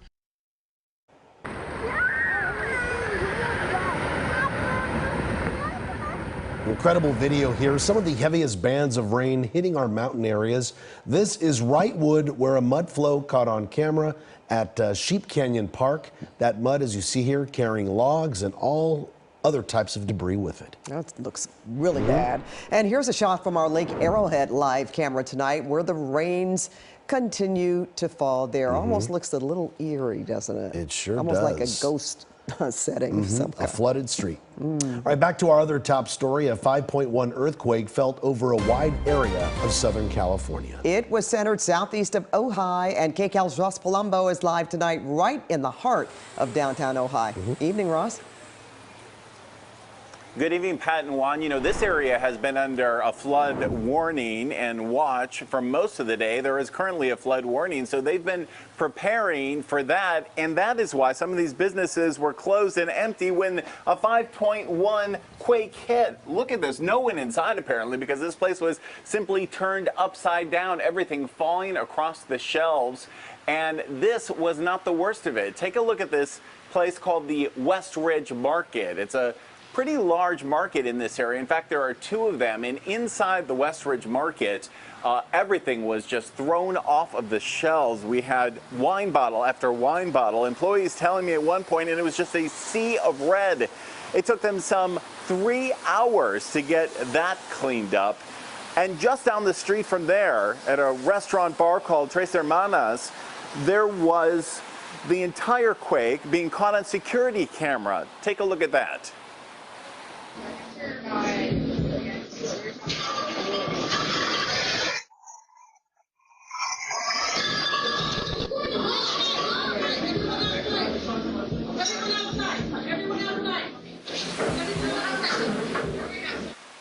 A lot of confusion and chaos inside here. You could hear the bartenders actually trying to help people get outside. There were two small children that had difficulty getting out of their seats. Of course, we know that when an earthquake happens, the best thing to do is to get down on the ground and take cover and perhaps get under something like a table there. But the bartenders saying there was a lot of confusion. One of them saying the quake was so strong, it is the biggest one she's ever felt here in California. Yeah, I've lived in Ojai since 1993, and this is the worst earthquake I've felt since in all that time. Yeah. It has to be hard, right? We're all anticipating Hilary coming up here, and now this happens. I mean, some scary moments. Caught us off guard, to say the least. Yeah, for sure. Once the bottle started flying off the wall, it was a little like, oh, wow. And then the small quakes that have been happening after are a little unnerving, for sure. But yeah. How are the customers, especially the customers with small children? They're having some trouble getting one of the children out, right? Yeah, it happened so fast, and I think everyone just reacted with their gut, and it was really impressive to just see everyone help each other. Well, and there were bottles falling off the shelves at many places. This is called Point de Chene. It is a wine boutique also here in downtown Ojai. Now, this is the reserve collection that was falling to the ground here. These bottles are between $300 and $400 a piece, and they lost about 100 of them, totaling about $5,000. Now they're just praying that insurance pays for that. Back out here live, we just moments ago found yet another place. This is a beauty supply boutique, and you can see bottle after bottle there in the back falling off. Again, it doesn't appear that anyone was inside here when the earthquake happened, so no one has probably even seen that mess, and certainly no one has been able to clean it up. The reason so many of these businesses may have been empty is because, like I said earlier, they were under a flood watch, and now they're currently under a flood warning as the remnants of Hurricane Hilary head up towards this direction, traveling to the northwest. You can see, Pat and Juan, that we have a little bit of a lull in the rain coming down. It actually hasn't been bad for most of the day. And here along the curb, not much flowing down the gutter, but they are still shell-shocked here from all the heavy rains they got this winter in January that caused flooding and mudslides. So no one is taking any chance. They're just hoping that after this earthquake and that scare, that they don't see much of Hilary in just a few hours now. For now, that is the very latest live in Ojai. I'm Ross Palumbo, KCAL News. Pat, Juan. Ross, has downtown Ojai for them pretty much been just as quiet as it is right now since the earthquake?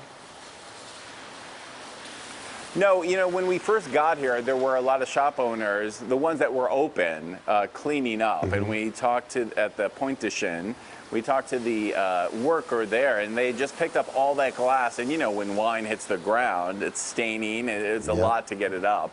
There were people milling about. But once everything settled down and the aftershock after aftershock slowed down a little bit, that was very concerning for all these residents, people did start to go home. And now it's been pretty quiet because they're sitting and waiting for the worst of Hilary to come up here. It bears repeating yet again, they are under a flood warning right now, meaning that a flash flood is likely, and they don't want to have the same problems that they had back in January. They're hoping for the best at this hour. You know, Ross, here in Southern California, people like to describe how the earthquake felt. Either it was a jolt, or it was shaking, or it went from side to side. We talked to a woman, Kelly Flood, in Thousand Oaks, not far from Ojai, and she talked about how much it shook just for that little period of time. Did anybody describe to you the motion of the earthquake in Ojai since it was centered there? They did. In fact, one of the women that we spoke to at a winery, you're not going to believe this, her father is a geologist. How about that? She knows just about everything you can know about earthquakes. She described it as a quick jolt. And she said that she's really never felt anything like that. In fact, part of her life she spent in Northern California, right? So you would think that she would be used to something like this. But down here, she says it's been relatively peaceful. That initial jolt was a big shake, and she said was really concerning because the aftershocks were pretty intense, and there were 2 or 3 immediately after, and then several small ones. You know, throughout the night, we've been showing you that map from the USGS showing all the different points where it was felt. It looks like at least more than 10. And you know what this is like, Pat and Juan. We've all been through these earthquakes. The aftershocks just keep it going because you never know when it's going to stop. A quick jolt and a very slow scare for several minutes for that woman. Well, thanks so much, Ross. And well, Juan and I here in the studio, you know, it felt like there was shaking, and we could see the monitors moving. We said, okay, there's some rumbling here, and it has nothing to do with Hilary. That's an earthquake. Right. All right. Thank you so much, Ross. Wow. It's been a day. It sure has. And it's not over. Not over yet. All right, more Hilary coverage now. We've been closely watching beach communities where they've spent time building berms due to the high surf and flooding. And boy, we can certainly hear the wind out there. Here's KCAL's Lori Perez. She's been in Long Beach all evening long. Lori?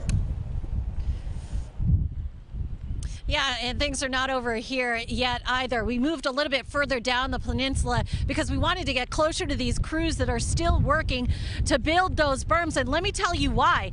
Right over this little berm that we're standing near, you can see the water here. Like, that is not where the water traditionally comes. The beach, in fact, is some distance from where we are.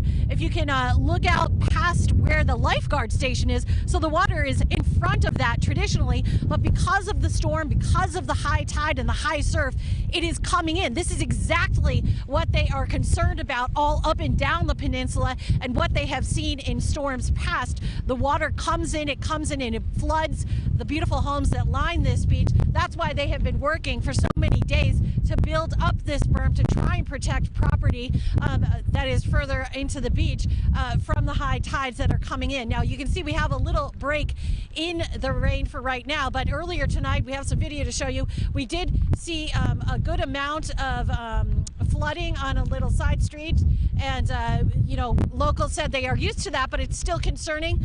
It was about 5 or 6 inches deep when we were there, and so they called Public Works to get crews out there to try and alleviate that. Fire crews came out and were able to divert that water back into the bay. But as the rain continues, and should it pick up again, they certainly know that it could happen again because that's what they've seen previous times historically here along the peninsula. So these guys have been working all day long. We continue to watch them building the berms, and when we continue to watch, unfortunately, the water coming closer to the homes. That's it for now here. We'll send it back to you. Lori, how much are the winds affecting the berms at all? Have you noticed anything like that? I know the surf will definitely tear down some of those berms, but as you said, those crews continually working, I guess, throughout the night and until the storm passes, right? Yeah, you know, I haven't begun to see the wind affecting it just yet, but I can imagine that if it continues and it continues to intensify, as we have seen over the last hour or so, it will certainly start to take a toll. I made the mistake of kind of wading into this little berm right here next to us, and I can tell you that this is completely soaked, so it does need to be fortified again because it's just mud, and that water keeps rising. You know, when we walked up here, I thought, wait, are we at the coast? And then, you know, it was only when after I saw that lifeguard station that I said, wow, we're a good distance. And, you know, I mean, again, this is what they're worried about. All right, well, let's hope the crews make it down there to where you are and reinforce those very wet berms there. Okay, thanks so much, Lori. Now let's take a look at the water rushing through Sheep Canyon this afternoon. Wait for it. There it goes. Yeah, this is in Wrightwood in San Bernardino County. Look at that slow move there because it's so full of debris, wood, lumber.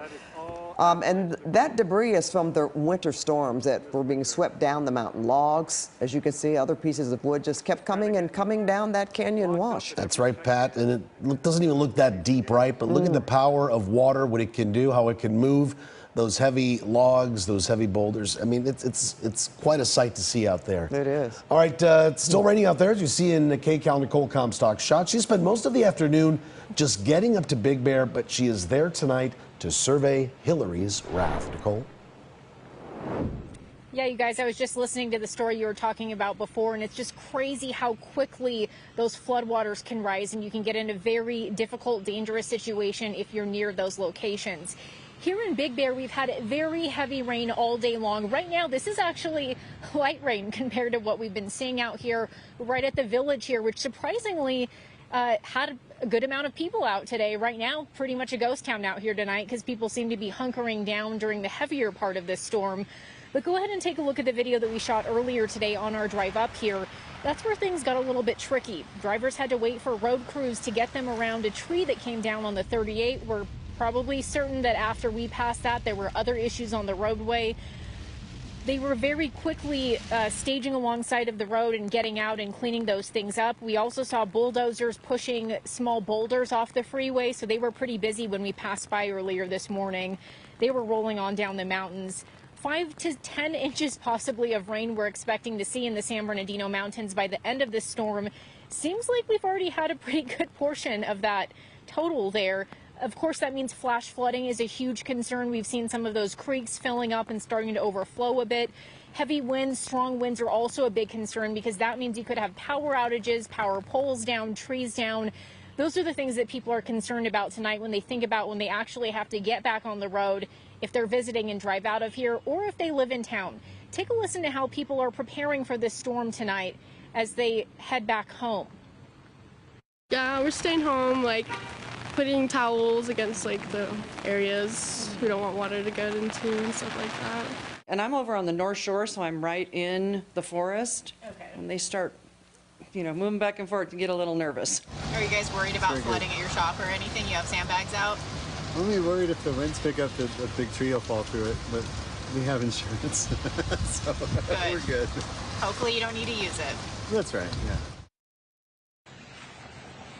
Well, that little dog seemed to be doing pretty well in the rain out here. He definitely brought a smile to our faces.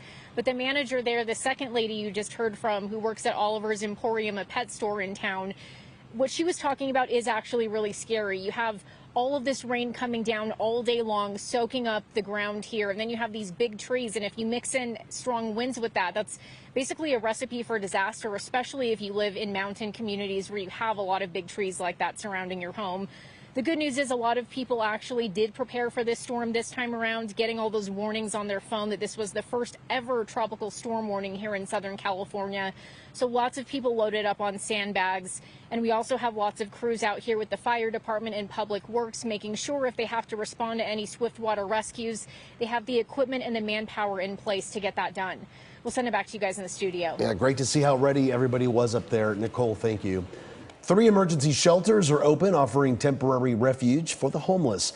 There's one at the North Hollywood Recreation Center. The second one is over at the Lakeview Terrace Recreation Center, and a third one at Lanark Recreation Center in Canoga Park. The centers all have food, water, supplies, and even beds. Well, LA County Sheriff's deputies flew over riverbeds yesterday, warning homeless people to get to higher ground before Hilary hits, and those dry riverbeds could turn into raging rivers by tonight, and some of them already have. Indeed, Pat. Not too long ago, we were talking about dangerous conditions in Oak Glen. Well, let's get right to KCAL News reporter Jasmine Beal. And Jazz, have they made much progress out there?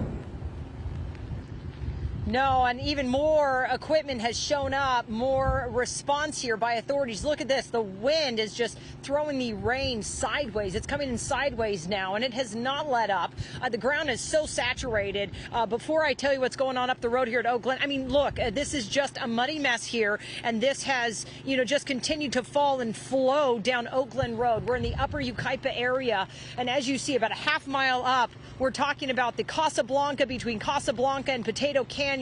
There's been a mud and debris flow across Oak Glen Road, boulders the size of pickup trucks, and that's why all these authorities, firefighters, CAL FIRE, Yucaipa police are here not only preventing anyone from going further, but they're trying to get in there and clean it up and make sure it's safe as quickly as possible. You have people trapped on the other side who obviously can't make it in this direction. A mom had her son up there in a pickup truck, and he was told to stay put because of that flow across Oak Glen Road, which is why we are in the evacuation zone. The evacuation orders that are in place went into place for all of the residents here. That's why they were told to go, if they didn't have anywhere else, to the Redlands East Valley High School evacuation shelter. We were there earlier. About a dozen people were staying there, possibly through the night, because of this and the storm. Look at this, a wall of mud. This is Oak Glen. This is that creek, Birch Creek.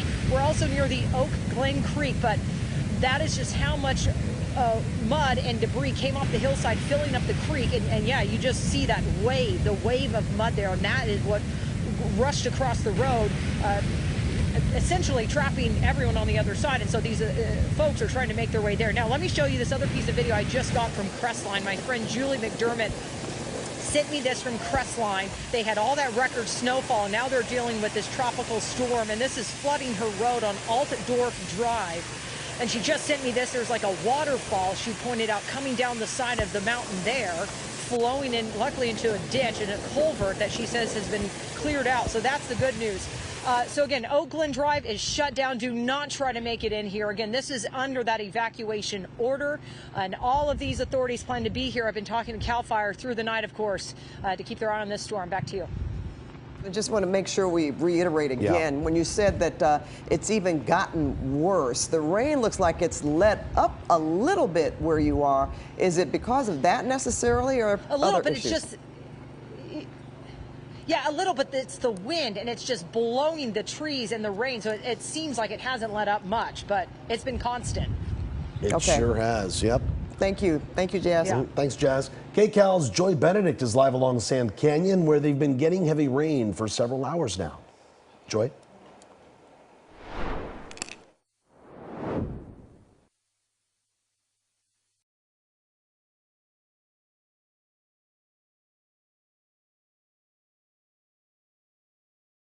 Yeah.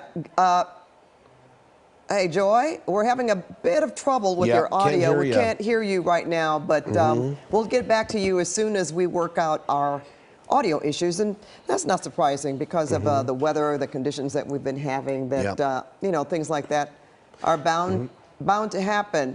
So we're going to try to get Joy Benedict back as soon as we can. We're making some adjustments here, and she should be able to come back pretty soon. Well, maybe not at this hour, but she'll be back next hour. And let's not forget, we're dealing with electrical equipment out there, so things get wet. I've been out there before. We try to do the best to protect our equipment, but as we've been seeing all night, right, water goes where it wants to go, and it'll get inside your microphone. It could short it out. So, but we saw Joy Benedict was out there. All our crews out in the rain tonight doing the best they can, of course. Two big stories for us tonight, of course. Hilary, now in the middle of it. We're in the bulk of it. The earthquake, which we have not named, that happened at Ojai. That's where it was centered. That happened around 2:40 this afternoon. It was a 5.1. And we've had numerous aftershocks.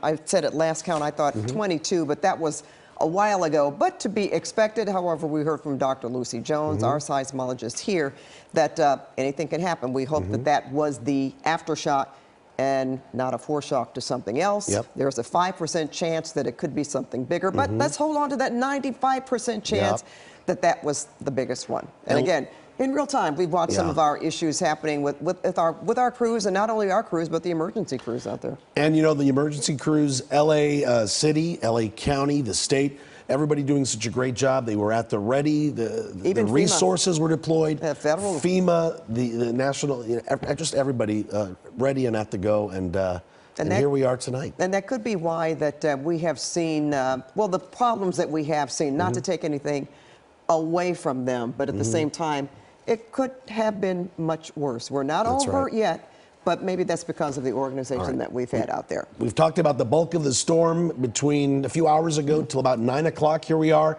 creeping up on 9 o'clock. Meteorologist Evelyn Taft at the Weather Center now. She's tracking Hilary.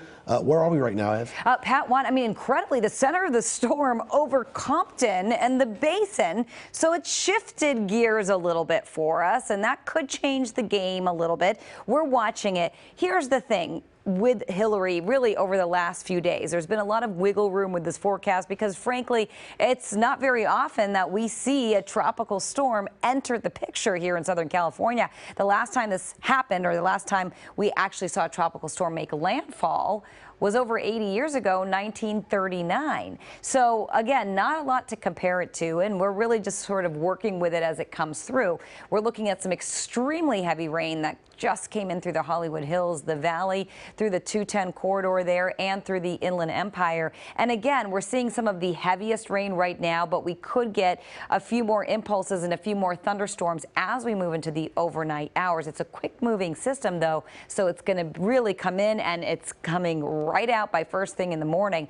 For now, Crestline, we're continuing to see very heavy rain. In fact, downpours over Crestline and our mountains accumulating over 5 inches of rain already. We could get more in some isolated spots as well.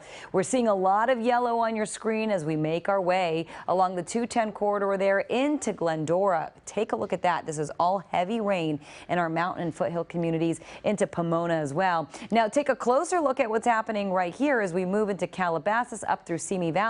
We're looking at this line of storms moving through. Doesn't look like we see thunderstorms because we're not looking at red on your screen, but the yellow means heavy rain heading toward the 101 right there at Simi Valley, the 118 as well, into the San Fernando Valley, where we've continuously seen some very steady showers and heavy rain. Santa Clarita getting hit especially hard over the last few hours. We're still looking at heavy rain, widespread rain. Now take a look at this.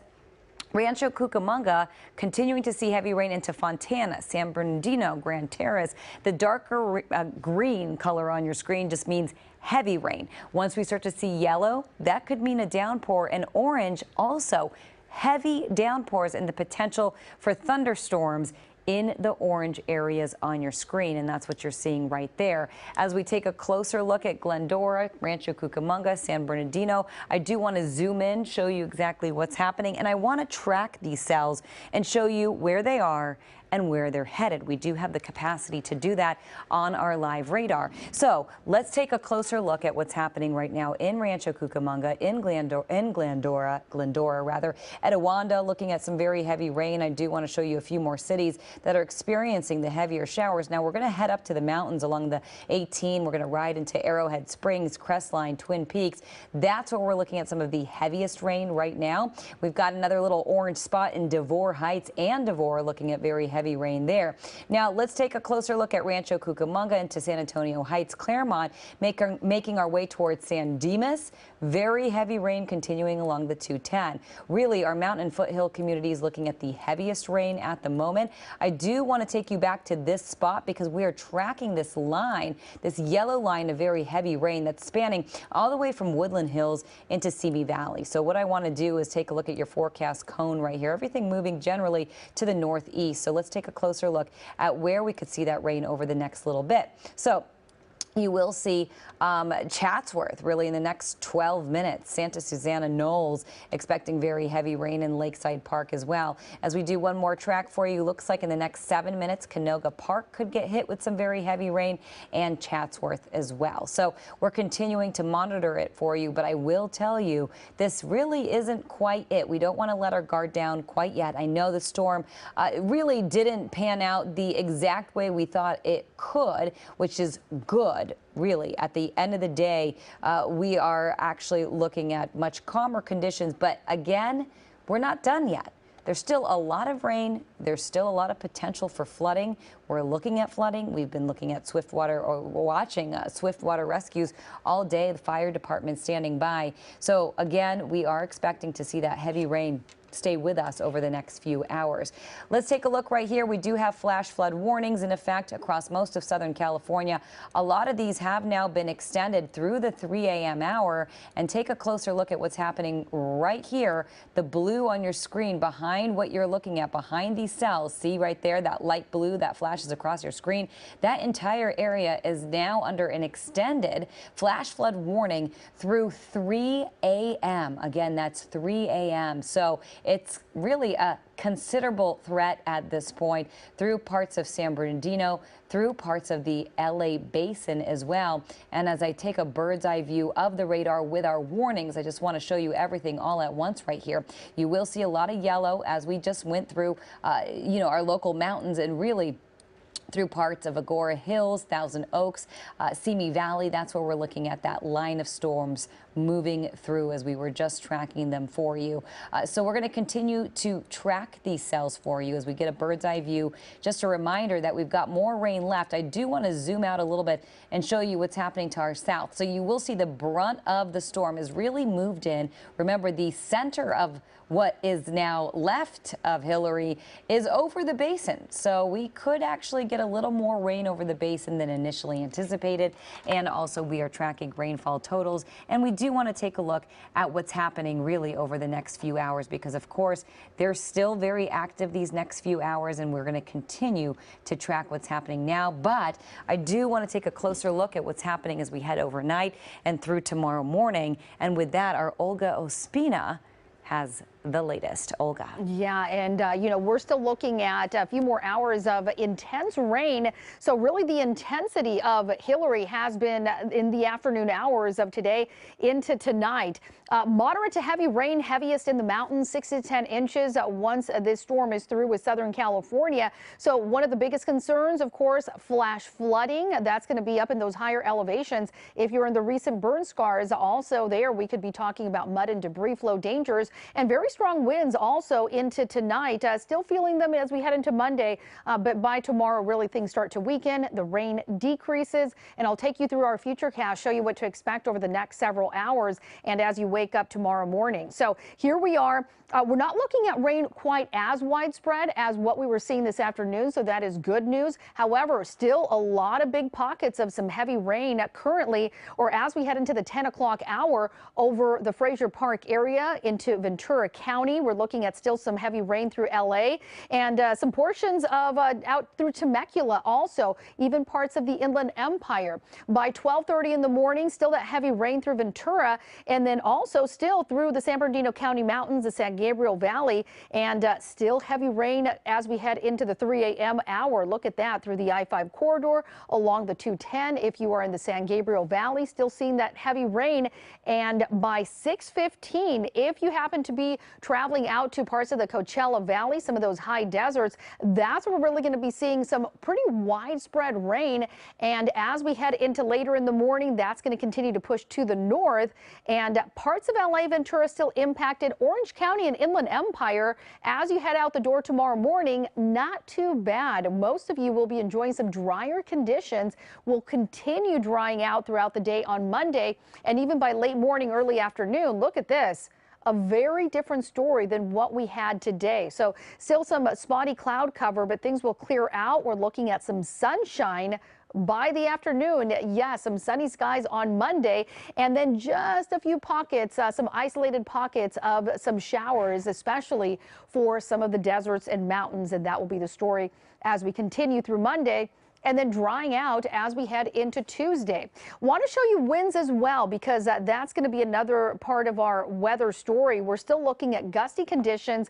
We've seen gusts in the 60s, in the 70s. We've even had some gusts in the 80-mile-per-hour range, especially up in the mountains. So these are very dangerous winds that do still continue with us as we head into tonight. Here's a look at Hilary. So Hilary moving to the north. So Nevada is going to be impacted also as we head into tomorrow. Already impacted right now, but even feeling more of the effects as we head into Monday. Tropical storm warning for the coast and valleys. The peak wind gusts right around 30 to 50 miles per hour. For the mountain areas, 50 to 60 miles per hour. And of course, we've had some isolated gusts even stronger than that. The flooding, that is really the big concern. And with all this heavy rain, we've been getting it really very quickly. Some very big rain rates at about 1 to even close to 2 inches per hour. So that's what's really causing those problems with the flooding. We'll talk about what to expect for the rest of the week. The 7-day forecast is coming up in just a few minutes. Back to you. All right, Olga, we'll check back. Thank you. Our mountains are getting pounded tonight with heavy rain, mud flows, and closed roads in Oakland. And KCAL News reporter Jasmine Veal is in Oakland in the foothills of the San Bernardino Mountains above Yucaipa, and she's got some company with her. Jas. Yeah, I have Battalion Chief Allison Hesterly with me as this rain and wind is really picking up at the moment. We're getting soaked out here. Oakland Road behind us, closed about a half-mile up. Allison, what's going on?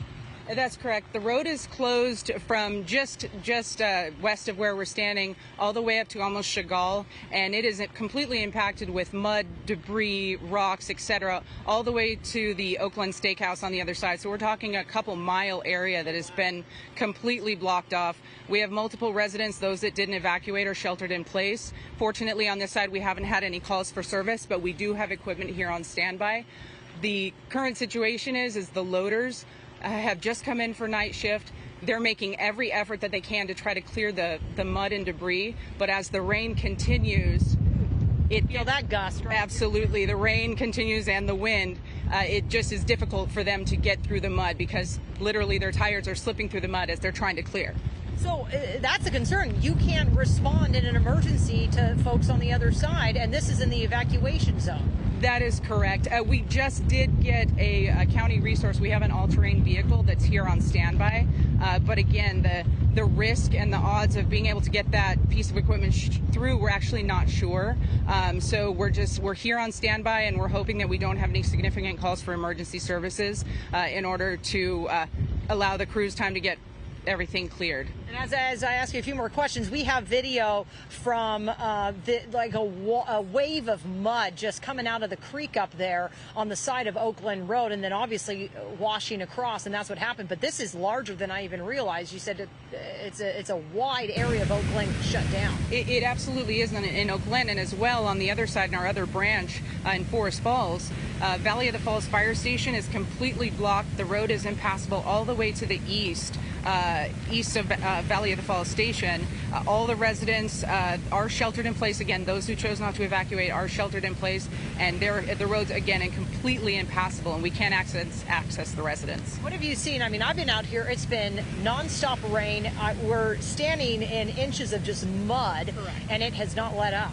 No, that's exactly what it's been since, earlier on this afternoon, 3:30 or so. It started, and it just really hasn't stopped since then. We've had this continual rain. We've had a little bit of, a decrease here and there, but this second wave has come through, and it's just making everybody's job, especially those the heavy equipment loaders, it's making their job far more difficult. I heard boulders the size of pickup trucks. Correct. That's what I'm hearing as well. Yes. And this is why the burn scar, and this has happened before. Obviously, the El Dorado fire was in 2020, and so tell me what you've seen happen to Oak Glen time and time again. So time and time again, the area of Potato Canyon is notorious for flooding.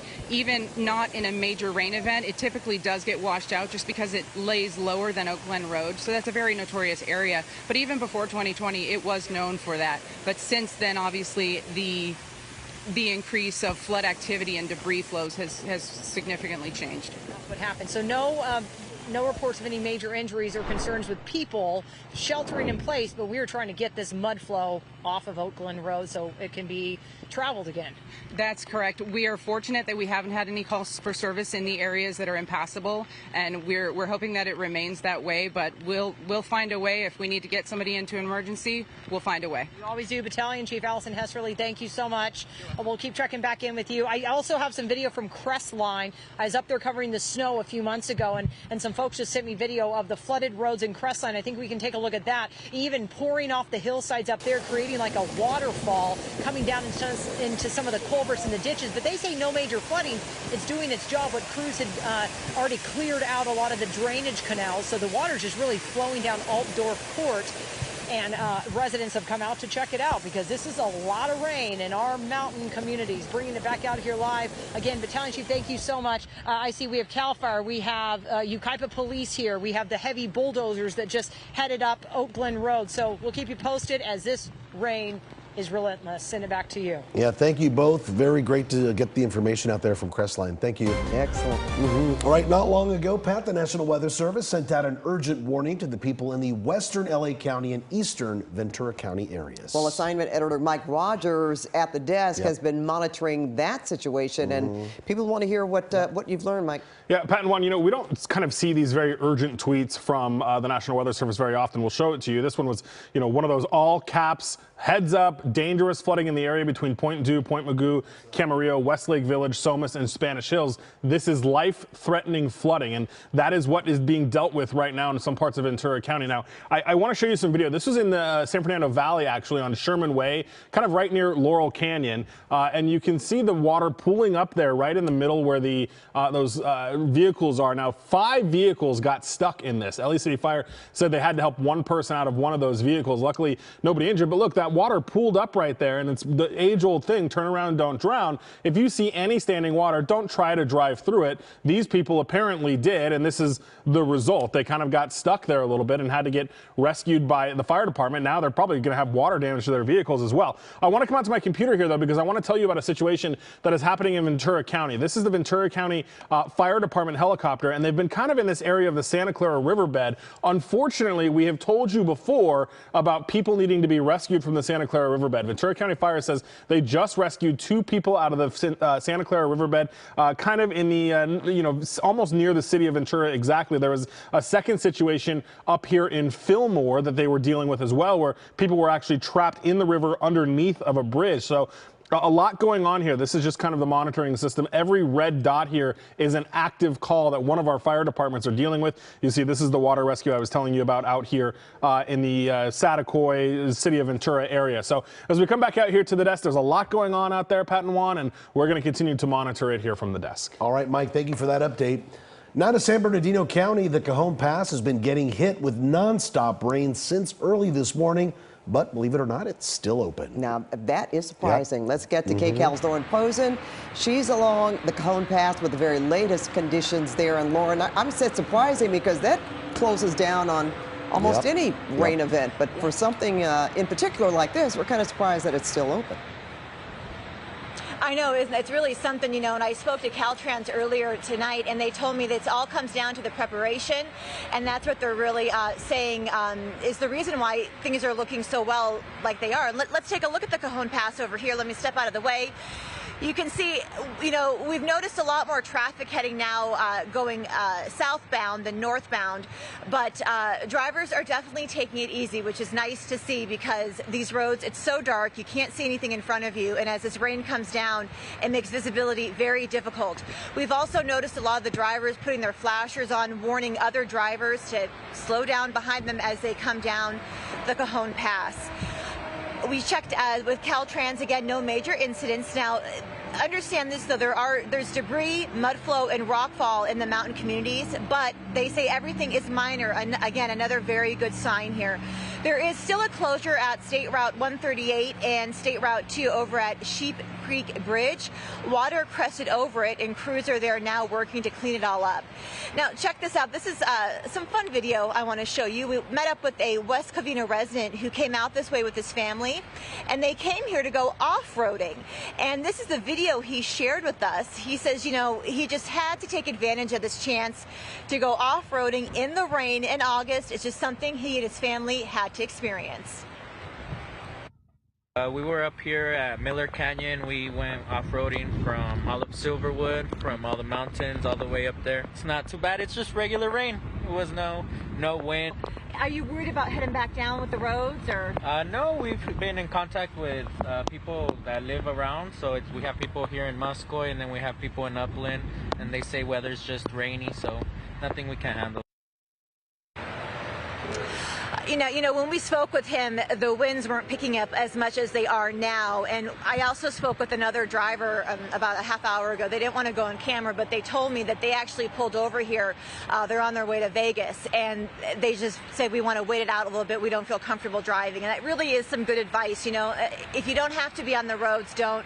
It's windy. You can see the rain, on my face here, and it's been like this since 1:30 this afternoon. So really, if you don't have to go anywhere, stay home. I do want to mention, I've been keeping close track of the schools and what's going on out this way. The Rialto School District has canceled classes for tomorrow. The San Bernardino School District, County School District, classes are still on as of now. We're going to continue to watch that. We're going to continue to watch the roads because things can change on a dime here. So we'll have another update for you in our 10 o'clock hour. Pat and Juan, we'll send it back to you. So very important, those updates. Appreciate that so much, Lauren. And now to the Antelope Valley, where the storm has, look at this, some messy road conditions. This is from earlier today, a small mudslide on the 14 freeway in Palmdale earlier today. Caltrans on the scene. They got out there quickly to clean it up, too. Looks like that's over at Avenue N. Let's get right to KCAL News reporter Joy Benedict live in Santa Clarita with the latest conditions there right now. Joy?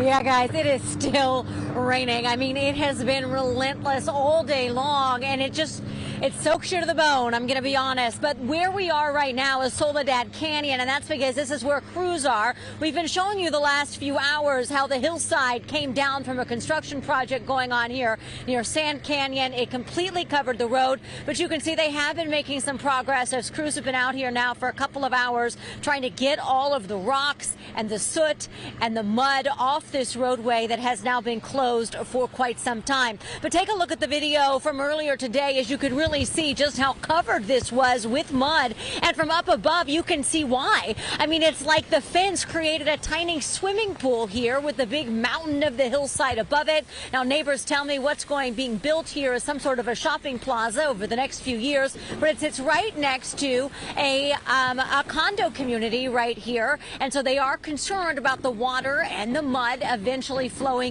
possibly into their homes. And so they are glad to see the crews out here cleaning up, but quite frankly, they just really want the rain to stop. The rocks were going on Soledad, and people were just passing by it, and their cars were getting hit by the rocks. There's nothing you can stop the water. So we just wait a couple of days and I hope nothing, gets serious. Are you worried about all this? Actually, yes. We never expect this weather like crazy, but it's 2 days, so we deal with it.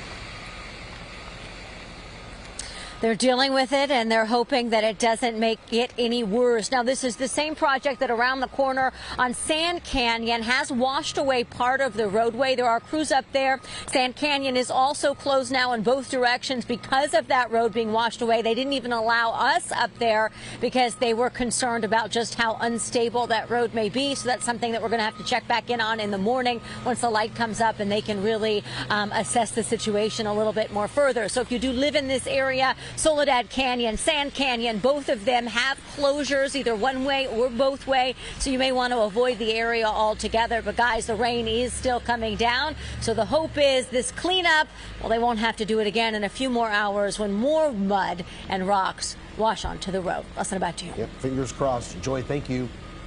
The rain flooding a portion of the 101 freeway. This is in Sherman Oaks. Take a look at this. You can see Caltrans worker cleaning up some major flooding on the right side there of those lanes. And our weather coverage continues. Let's get right to Lori Perez.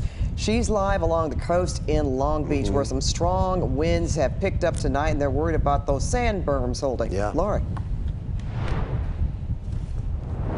That's right. The winds have picked up. The rain, fortunately, has died, but the work continues. I want to show you behind me. We've been watching as these crews all day long have been refortifying the berms, and right where we're standing is what they're worried about. See, past this little berm right here, if Al can walk towards this, we'll show you the water. Only that's not the water's edge. The water's edge is beyond where those crews are working and beyond where that lifeguard station is. But the high surf, because of the storm, has started to encroach and started to come way past where it traditionally lines. That's exactly what they're worried about here along the peninsula. Historically, whenever there are storms, there can be flooding. That's why they've been working for so many days to build this berm. Now, earlier tonight, we already saw some of the issues that they've been experiencing because of the hours of rain. We were on one of the side streets here along the peninsula where they were experiencing about 5-6 inches of flooding on the street there. They say that does happen every time there's a storm,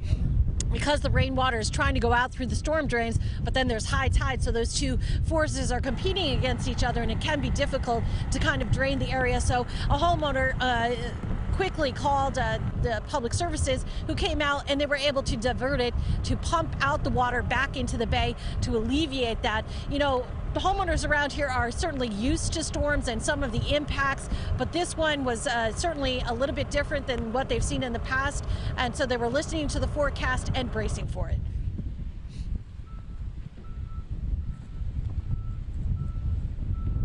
I'm kind of sitting at a spot where I won't take a direct hit, but I still I sleep on the top floor. I'm very concerned, okay? And this is only beginning. So we don't know what we're in for, but I think we're in for a lot. And again, there are those crews still working into the night as the winds intensify, which is going to be another one of the factors that they have to deal with, because not only are they going to have to handle the water that is headed this way, but this intense wind is going to start to minimize and diminish these berms that they are working so hard to put up. So they have a lot to handle here. Fortunately, though, the good thing is, at least for now, the rain seems to have ceased, which can hopefully only mean good news. We are live here in Long Beach. I'll send it back to you guys. All right. Thanks so much, Lori. We hope it means good news, too, and we'll be checking back in with you shortly. Well, the rain has been heavy and steady in the San Bernardino Mountains. In fact, it took our Nicole Comstock several hours to get to Big Bear. And Nicole, since you've been there, oh, yeah, it's been raining, right? It's still raining. It has not been dry at all out here, Pat, all day long. It's pretty heavy again right now. We've been in front of this drainage ditch. Earlier today, it was raging with water. It has died down just a bit. You can now see sandbags out here. Earlier, those were covered with maybe another foot of water. So you can tell that it's slowed down a bit. Hopefully that's a trend we'll continue to see throughout the night so that we don't have any damage out here. But you just never know, because it looks like we're forecasted to get another round of rain out here. And we are now just hearing about some problems on the 38, which is the road we took to get up here. But first, go ahead and take a look at some video of what it looks like in the village here earlier today. Surprisingly, there were actually people that kept their lunch plans today. They braved the rain. They decided to go out and have a nice rainy day with their families. But once the rain started picking up and people could hear a little bit of thunder, they really did start hunkering down. That's when we started to see the town clear out here. We also had a lot of drivers on the road who had to stop on the 38 and wait for traffic control crews to get them around a tree that came down on the 38. As we mentioned, now we're hearing from Caltrans that Highway 38 does have a closure from Forest Falls to Lake Williams on the Big Bear side. CHP says there's some debris flow there. We were seeing some of that earlier, so that's not surprising. This is apparently above Valley of the Falls Drive. We also saw some boulders out there today. Flash flooding, obviously a concern. Power outages and strong winds are big concerns for people. But we talked with a man who said he's been through some major hurricanes before, so he sort of shrugged this whole storm system off. Take a listen. My hair will dry pretty quickly, so shouldn't be a problem. What do you think about this storm so far? It's no big deal. I used to live down in South Florida, so I've been through plenty of hurricanes, and the rain just comes in, comes in bands, and it's not much you can do. Pretty much you want to stay in. Staying in is definitely the preferable thing to do tonight.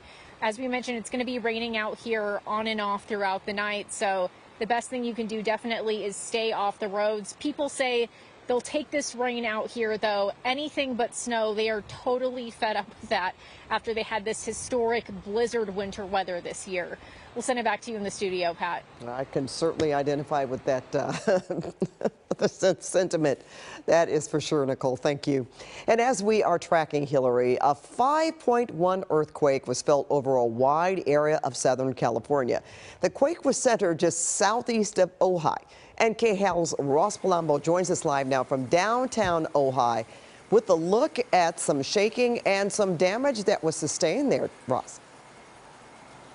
Well, Pat, earthquakes are a surprise at any time, but today, especially when this area was already under a flash flood watch, this really surprised everyone. In fact, take a look at this business right here. This one was probably closed as they prepared for that watch, which is now turned into a warning, and clearly no one inside when that 5.1 earthquake hit, tossing everything off the shelves here. Look at this mess. The owner most likely, again, has no idea this has happened. And this is not the worst of it. Take a look at this at the West Ridge Market. This is a big outfit here in Ojai. In fact, there are two of them. This one had things tossed off the shelf just about in every aisle. And there were so many bottles of wine that were just knocked over one after another that employees tell me it was literally a sea of red out there. It took them more than 3 hours to clean all of this up. And just a few blocks away from there, The entire quake was caught on security camera at Tres Hermanas when it hit just around 3 o'clock. Take a look.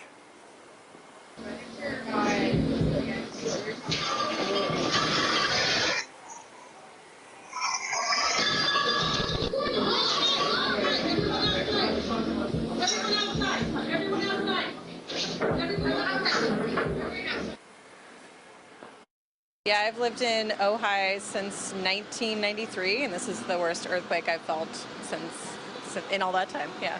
It has to be hard, right? We're all anticipating Hilary coming up here, and now this happens.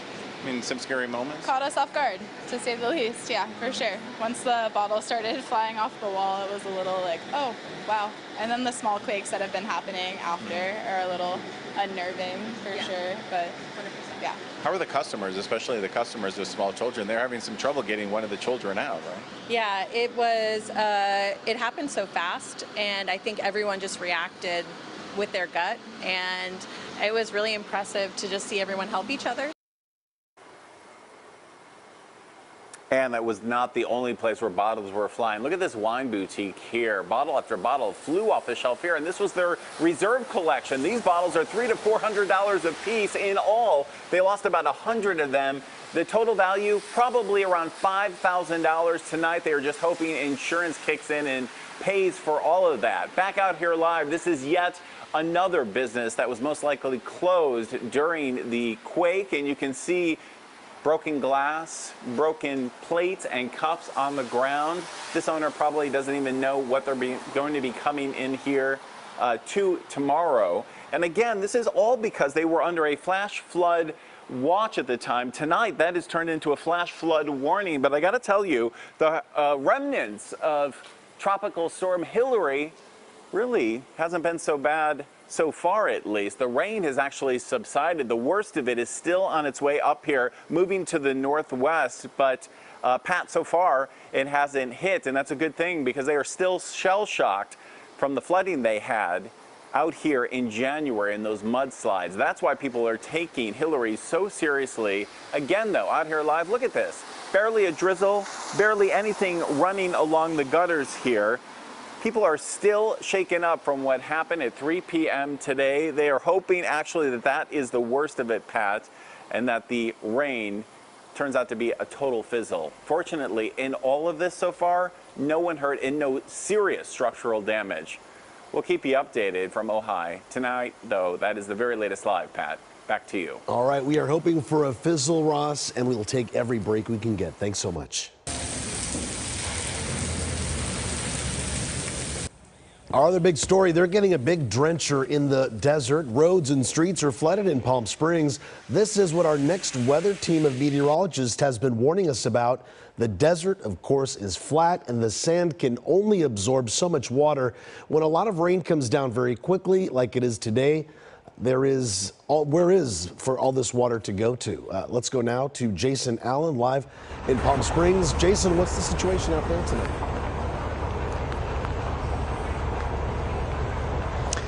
Right now, it's an enjoyable evening, really. Light rain falling, the temperature's nice, the wind has calmed down. Such a difference, really, one from what we saw throughout the afternoon here when those really heavy rains started up very early in the afternoon hours, you were just talking about, and the impact was almost immediate. We saw the water start to rise and start to cover streets probably within the first 30 minutes of rain, and then we started getting reports of cars getting stuck and even the first firefighters having to go out for some rescue to get people out of those stuck cars. Then a couple hours later, we started to see some of those washes fill up, and that continued really until maybe just in the last hour or two, we finally start to see some of those go down. However, at the same time, the 10 right now is closed just on the outside of town because that's an area where there is still some flooding that's going across, so the 10's closed in both directions. So here in downtown where things look fairly nice, there's no really major impacts that we can observe or that we have seen here in the old downtown. Some of those spots in the washes, those drainage areas, there's still a lot of water moving through those parts of the area tonight. Well, that's a very different picture, and we are glad that you are getting a reprieve from a lot of the rain and wind that you experienced earlier tonight, Jason. Thank you so much. Yep. Like we were saying, we'll take any break we can. And taking a live look right now at downtown LA, Raindrops are covering that camera for us. Well, let's check in with meteorologist Evelyn Taft. And Ev, we can expect more rain throughout the night, right? Absolutely more rain tonight. In fact, we are getting a look at radar right now, Pat and Juan, and this is not it. So we've got our futurecast, and Olga's going to take you through it because I do want to show you exactly where and when we're expecting the extra rain to fall. But let's get right back to radar. And again, we're sort of rewinding back to radar and showing you exactly where we are expecting that rain and where it is right now. We're going to be tracking it for you, and Olga will have a little more on your futurecast in just a little bit. Let's get a look at the live radar. You're going to see a lot of yellow and orange. In fact, we are looking at heavier spots continuing through the IE, through Agora Hills, through Santa Clarita. And let's take a closer look at what's happening right here. We're going to zoom in on the 215, where we've been eyeing very heavy cells pretty much all night long as you make your way out of San Bernardino and into the mountains. Crestline, it has been coming down non-stop for us. We are looking at inches upon inches of rain. Of course, we've got our eyes on the desert. We were just talking about Palm Springs. We could see a lot more rain there. San Fernando looking at some heavy rain at the moment. And as we take a closer look at Santa Clarita, still looking at heavy showers, and we've been getting pounded all day in Santa Clarita. It has been quite a wet day for all of us, but especially for us in the Santa Clarita Valley, the Antelope Valley, and our local mountains as well. I do want to track some of these cells for you. I'm going to step off and show you exactly where the cells are and where they are headed. So right now we are sort of pausing the radar, if you will, and this is where everything is as we speak. So I do want to get a closer look at what's happening right here. And we're going to actually zoom out in just a moment when the graphic will allow me to do that. And we're going to actually go back to the radar in a second. We are actually taking a look at your watches and warnings. It's just important to know that we do have flood watches and warnings continuing now and actually staying in effect through 3 a.m. So it's going to be a busy night for us. We're still not in the clear. We don't want to let our guards down yet. And now we do have the capability to sort of pull back a little bit and show you where the heaviest rain is. So here's a bird's eye view of Southern California. And you're going to see the heaviest rain, like we just mentioned, right here, where this yellow and orange appears on your screen. Crestline to Running Springs. We're also looking at a little heavier cell right there between Riverside and Mira Loma. Now let's take a closer look at what's happening right here in San Fernando. We have seen rain nonstop through parts of the San Fernando Valley, especially through San Fernando and Pacoima right now. And as we take a closer look at what's happening here, you'll see along the 118 and the 5, we're looking at very heavy rain at the moment. Now we're going to take it back over to Ventura County, where we've been tracking very heavy rain. Swift water rescues in the area near Camarillo and Spanish Hills. From Point Dume all the way to Camarillo, we saw heavy downpours earlier tonight, and a lot of that rain had moved in to parts of Ventura County, and we're still tracking some of it right now. Otherwise, we're not seeing a lot of yellow or orange on your screen, but we could see a little more of it. We're sort of getting a little bit of a break, and as we get a look at the big picture, and I'm really just backing up to show you the heaviest rain really with us, since the center of the storm is actually focused over Southern California. Right now it's moved out of San Diego County. Some of that moisture is still left because this moisture spans very far and wide. It's not just in one little area. And that's what we get used to seeing sometimes with winter storms that push through. It's just sort of one area of rain moving, right, from north to south generally. Well, this is moving south to north. It's going to be clearing out south to north, but we do have another wave moving in just a few hours. And with that, we want to get a look at that futurecast we were showing you a little earlier, and Olga Ospina has the latest. Olga. Yeah, Evelyn, and we are taking a look at our futurecast here as that rain is continuing to fall across Southern California. Still those pockets of moderate to heavy rain. The difference is from this afternoon, we're not seeing the rain so widespread. So some of you are getting a break finally from that wet weather. That includes parts of LA, even parts of Orange County. As we head into some of the high deserts, also seeing a little bit of clearing, but still a lot of those yellows, oranges out through Fraser Park, through the I-5 corridor, and as Evelyn was showing you, through the Inland Empire, the mountains of San Bernardino County, seeing still some rain.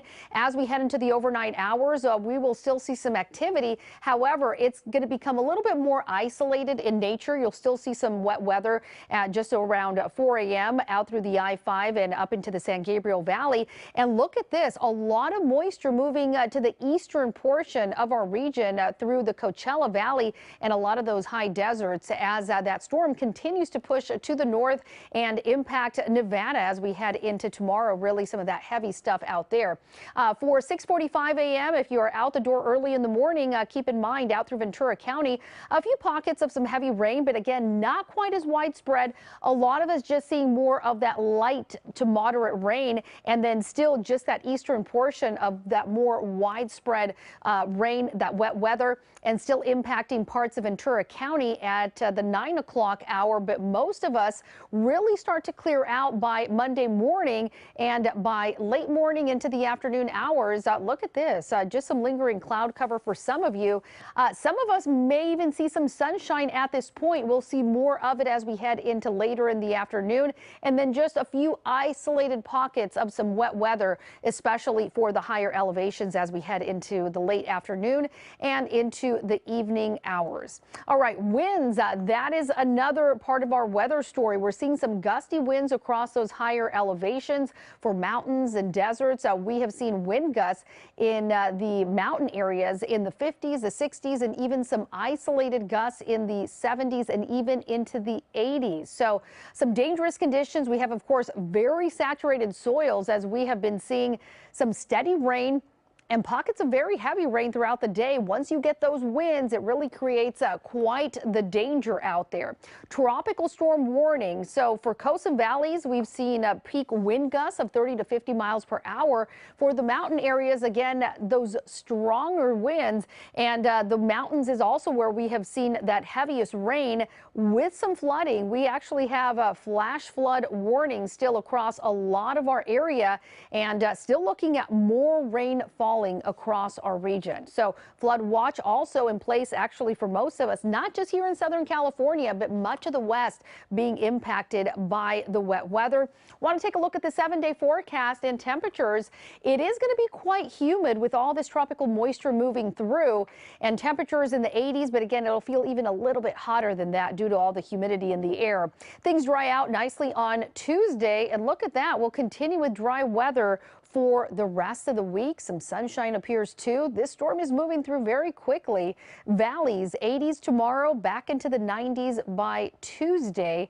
Inland Empire, you will be in the low 80s and also warm up back into the 90s by the middle end of the week. For the beaches, temperatures there will remain in the 70s. The one issue we are tracking, though, is with this storm moving through, we have these very large swells, so dangerous conditions in the water.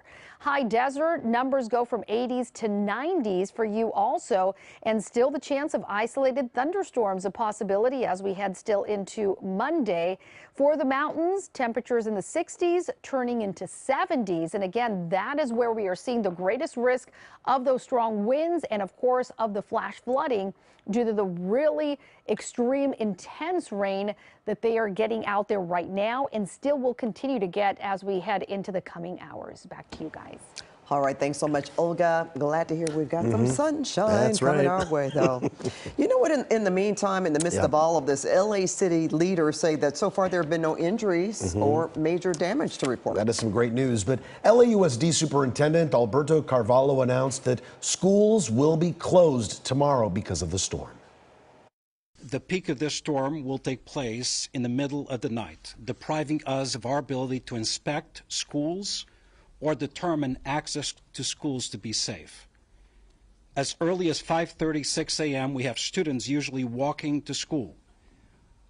Without the ability to inspect schools or the access to schools, we cannot determine if there are power lines down or tree limbs down, potentially bringing injury or worse to our students or workforce. So tomorrow there will be no schools active across Los Angeles Unified, all before and after programming inclusive of athletic activities, as well as third-party entities that hold activities within our schools, everything will be shut down.